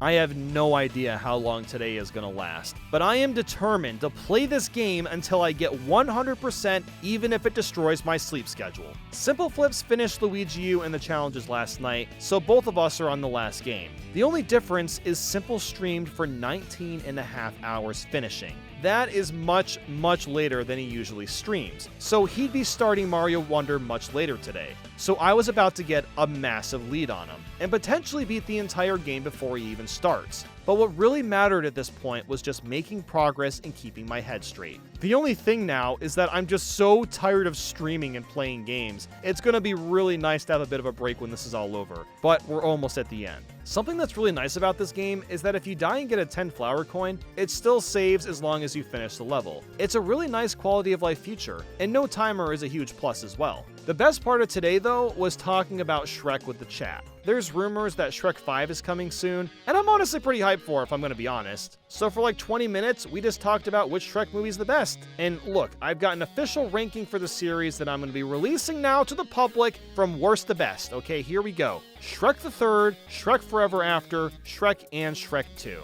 It's the only correct way to rank these films, and you can't tell me otherwise. But yeah, by the time I got to World 3 and 4, I made my way to the standee shop in the Special World to start spending coins on the individual standees. Even though they cost 30 purple coins compared to 10, not getting duplicates makes it worth it, and I've already collected so many as is. But from that point, I was schmoovin' through Wonder. I was actually surprised at how quickly you can get through the worlds if you get all the secrets you need in one go. After about another 3 to 4 hours, I made it to the final Bowser fight. The bosses are by far the most disappointing aspect of Mario Wonder, but at least this final boss is super memorable. It's not hard in the slightest, but what Mario game has ever had a hard boss? Exactly. After beating him, all I had to do was buy the rest of the badges, finish 2 more levels, and start farming coins for the rest of the standees. The last 2 levels are some of my favorites the game has to offer. Wonder Gauntlet throws a ton of wonder effects at you, and the way it's all compiled together is a lot of fun. I also somehow survived this bad jump. I wall jumped for like 30 seconds, and then out of nowhere I was on the ground safe and sound. But now, onto the final test badge marathon. This is the most difficult level in the game, and it tests you on your skill with most of the badges. I really wish more levels in Mario Wonder had this kind of difficulty, or at least a more heavy focus on specific badges, because this level is incredibly satisfying. There's a couple sections in particular that are really tough, the hardest ones being the spring feet and invisibility. Timing your jumps to these fire bars is super precise, and then just trying to figure out where you are with invisibility is hard too. But it's not even that this section is hard, it's the fact that it's at the very end. If you die, you gotta go back a few sections before trying it again. And if you don't get the gold flagpole at the end, you'll have to play the entire level over to get it if you want 100%. But luckily, I've played this game a lot the past month, so I was pretty accustomed to what was coming. And I think I spent maybe, I don't know, 30 to 40 minutes before finishing. It still took me a while, but it wasn't nearly as daunting as I expected. After that, I started replaying the Sugar Star trial over and over, and that's because I need purple coins, and I can get 30 for every run through. But that's when I realized that all the bonus levels get unlocked after beating the game, and doing those net you way more purple coins. So I quickly played through those, and that alone almost gave me enough standees to finish. Well, back to the Sugar Star trial for a bit. I did that, went back to the standees, bought the last standee, and oh my god, it's over! Holy crap, I actually 100% all the 2D Mario games in less than 2 weeks. I can't believe it was possible. And it only took me 9 hours and 44 minutes. And what a relief it was to be finished. We completed this challenge with 2 days, 16 hours, and 26 minutes left, Meaning that this challenge took me 11 days, 7 hours, and 34 minutes. And Sybil Flips didn't take much longer either. He also managed to 100% the entire game in one stream, so both of us finished in under 2 weeks. This was a crazy, exhausting, but also enjoyable grind, and I'm excited to do the next one. We're finally going to tackle 2D Sonic next, so with that, I'll see you next time.